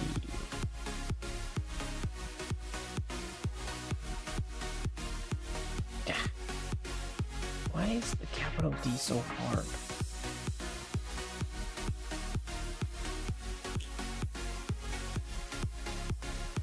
There we go. That's a good one.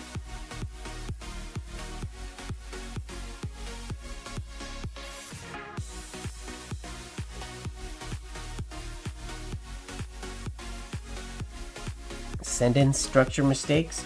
Not surprised.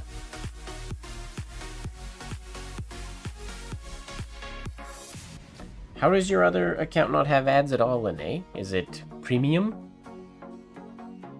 And if so, why don't you use it for here then? Or why do you have two accounts?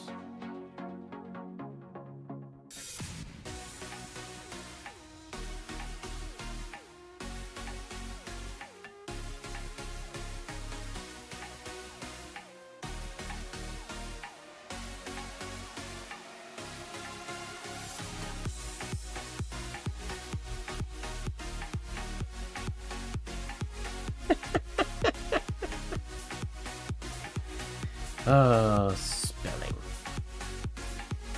I just keep thinking about the writing, and all the words just go out the window.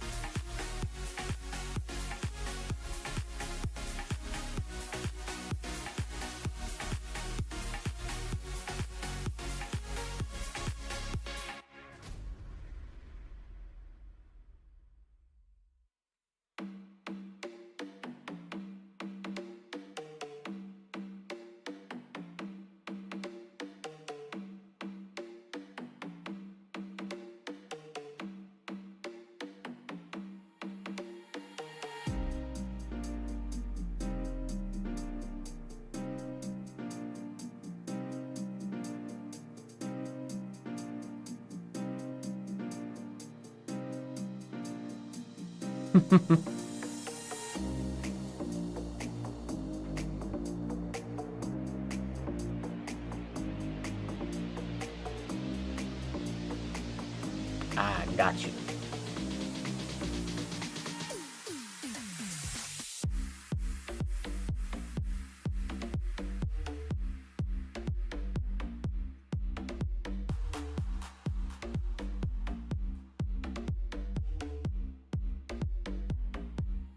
Oh, that was the best one and it was out of frame. Sorry.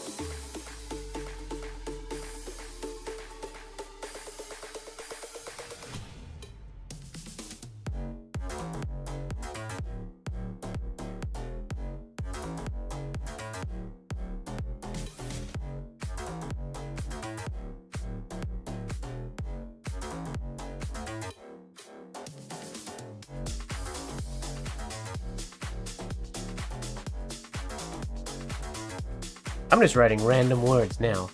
Should I have some direction? What should I do here? I'm just writing random words I see in the chat and just random words that pop in my head.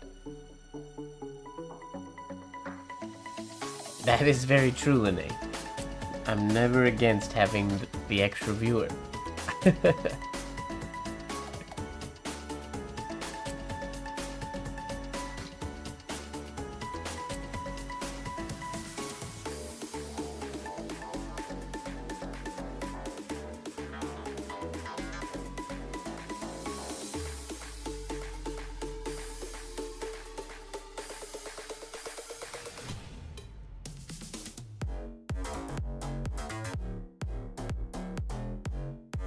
Oh, I dotted the E instead of the I. Oops. Baseline.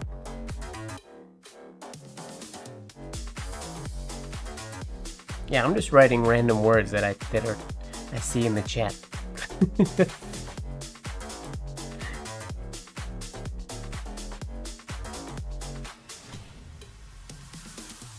No real direction right now.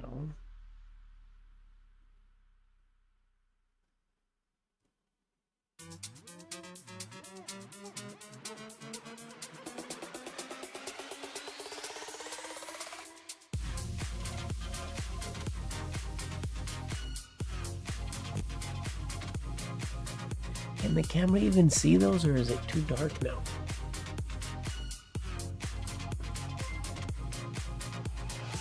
Whoa! Awesome! I'm stoked you tried one. Thank you also so much. I appreciate that. I'm glad you got one, and you got the 0.28 in it. They are the best, just daily use clicky pen. Round hand? There's nothing giggles about round hand. What are you talking about, Lene? You talking crazy.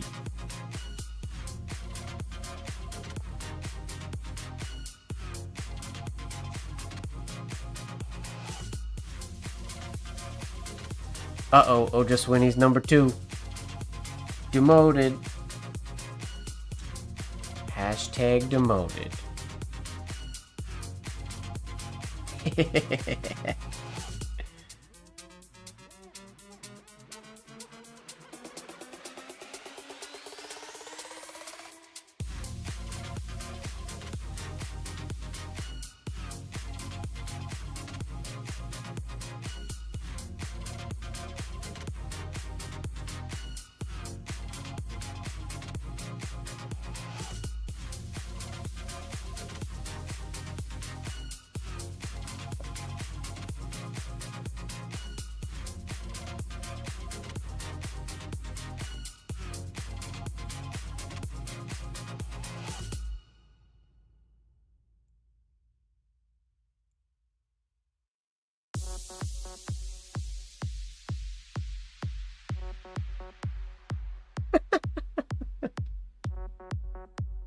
I don't know if that would really confuse it. It's kind of what the algorithm's built for, no?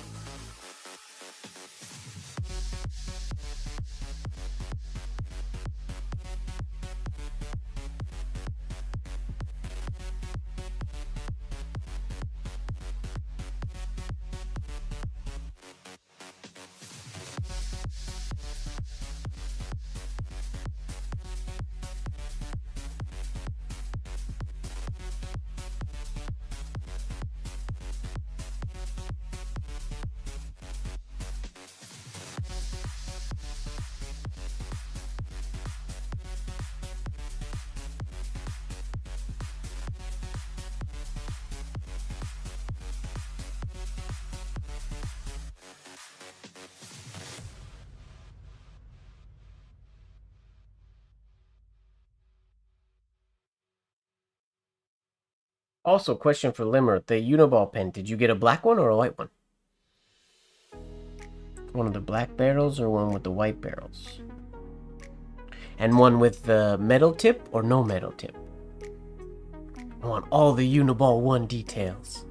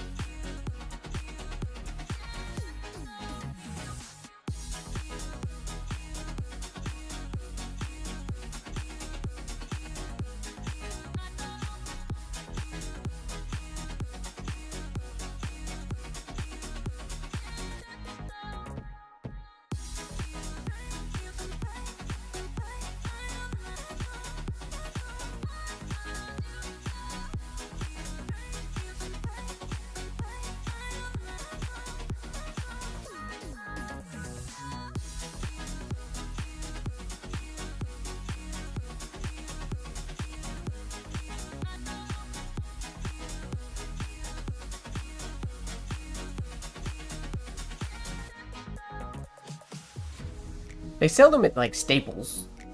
I think they sell the white barrel ones at Staples. I don't think Staples sells the .28 cartridge. I got my .28 cartridges from Jet Pens, and I got my black barrel Uniball 1s also from Jet Pens. I think. Oh, I might have got them. I might have got my black ones actually from AliExpress. I can't remember now. Nice.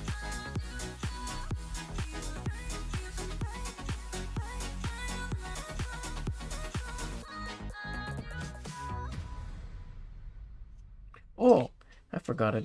I might show you guys a drill I was working on this week, and it taught me that I have a very spastic, it's like a really wide figure 8, and my ones on top are really strange, so it's a movement that I've been working on smoothing out. But it's a cool exercise. Get some more ink.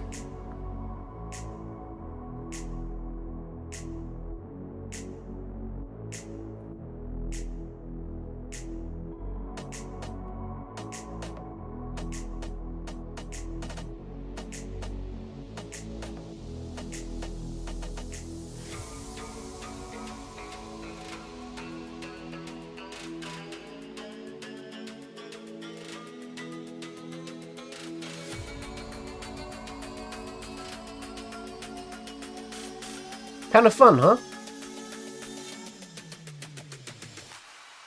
Oh, can the camera see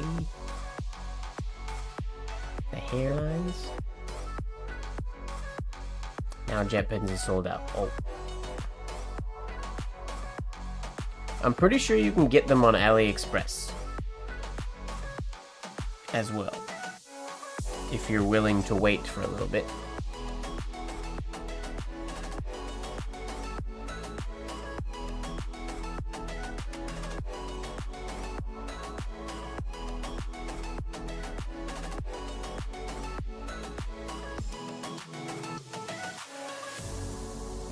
Yeah, it's interesting. This shape, or this movement, to make this lower turn, feels super comfortable coming out of the U and everything.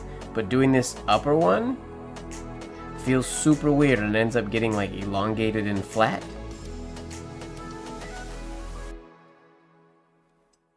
It's neat. Taught me something that requires practice.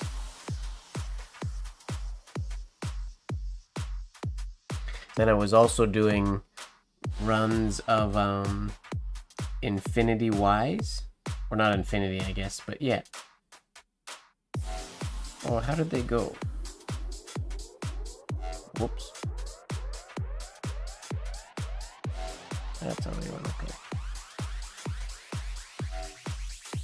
Getting the proportions is weird. Wait, what does a Y look like?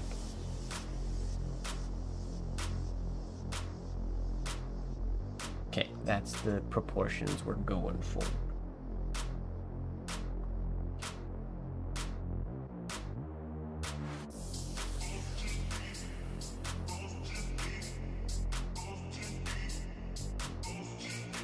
Infinity letters are so fun.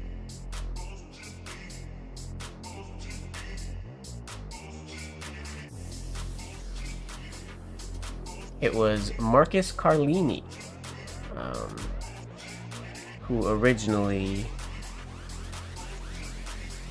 gave me the challenge of connecting, because when you do a Y, like if you do one like this, it almost,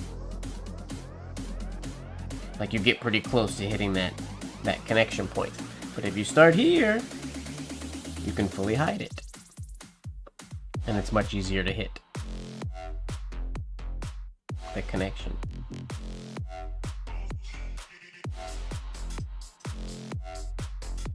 I should do another series of infinity names on Instagram. I haven't done those in a long time.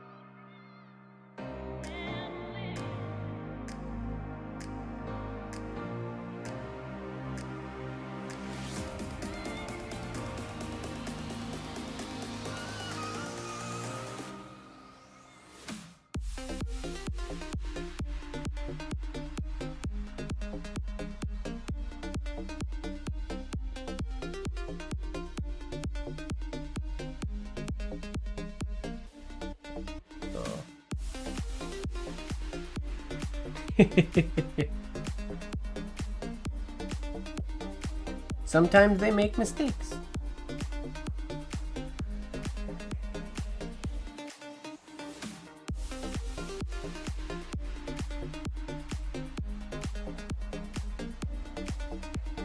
Now, was it Matlack that made the mistake? Or did they make like an amendment or a change? Or did what they gave him to write, was that wrong?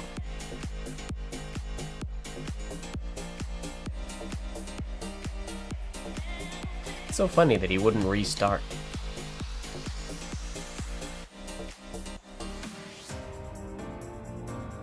On such an important document.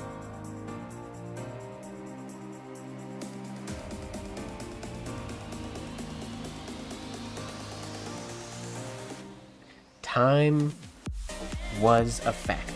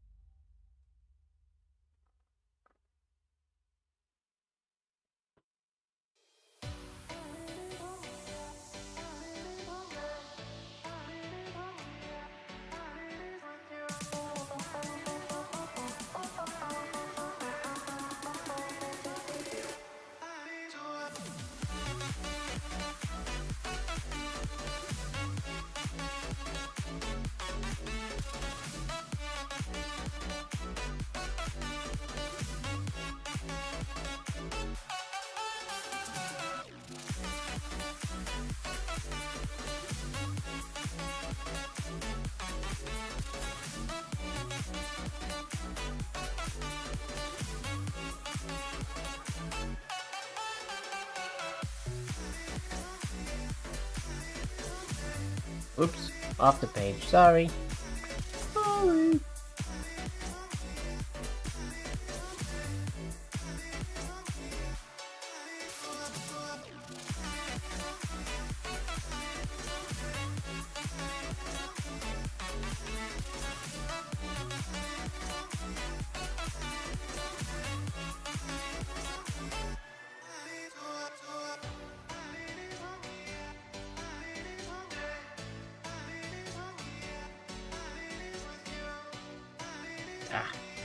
doesn't look as nice with the V. What's a way you can work on the capital V that way?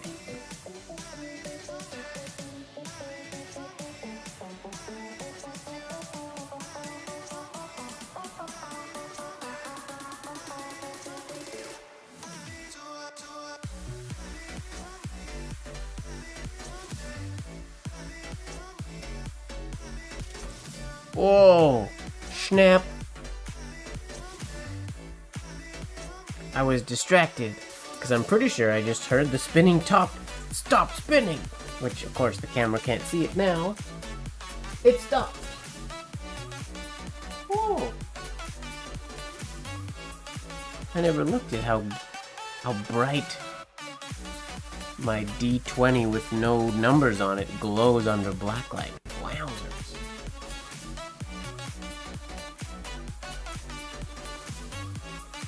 Also, my little Rubik's Cube pin, only the green glows, which is kind of random. The white glows a little bit, I guess, but only the green glows.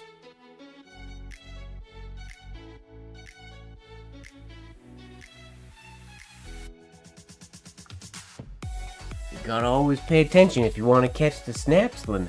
That was a big one. I think we're gonna end the stream on a snap.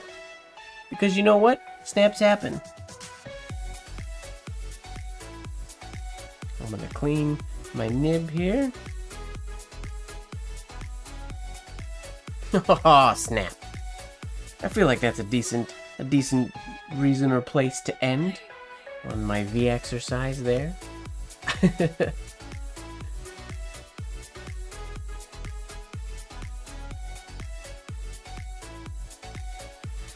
The pin is normally regular Rubik's colors, so blue, just regular blue, red, green, yellow, orange.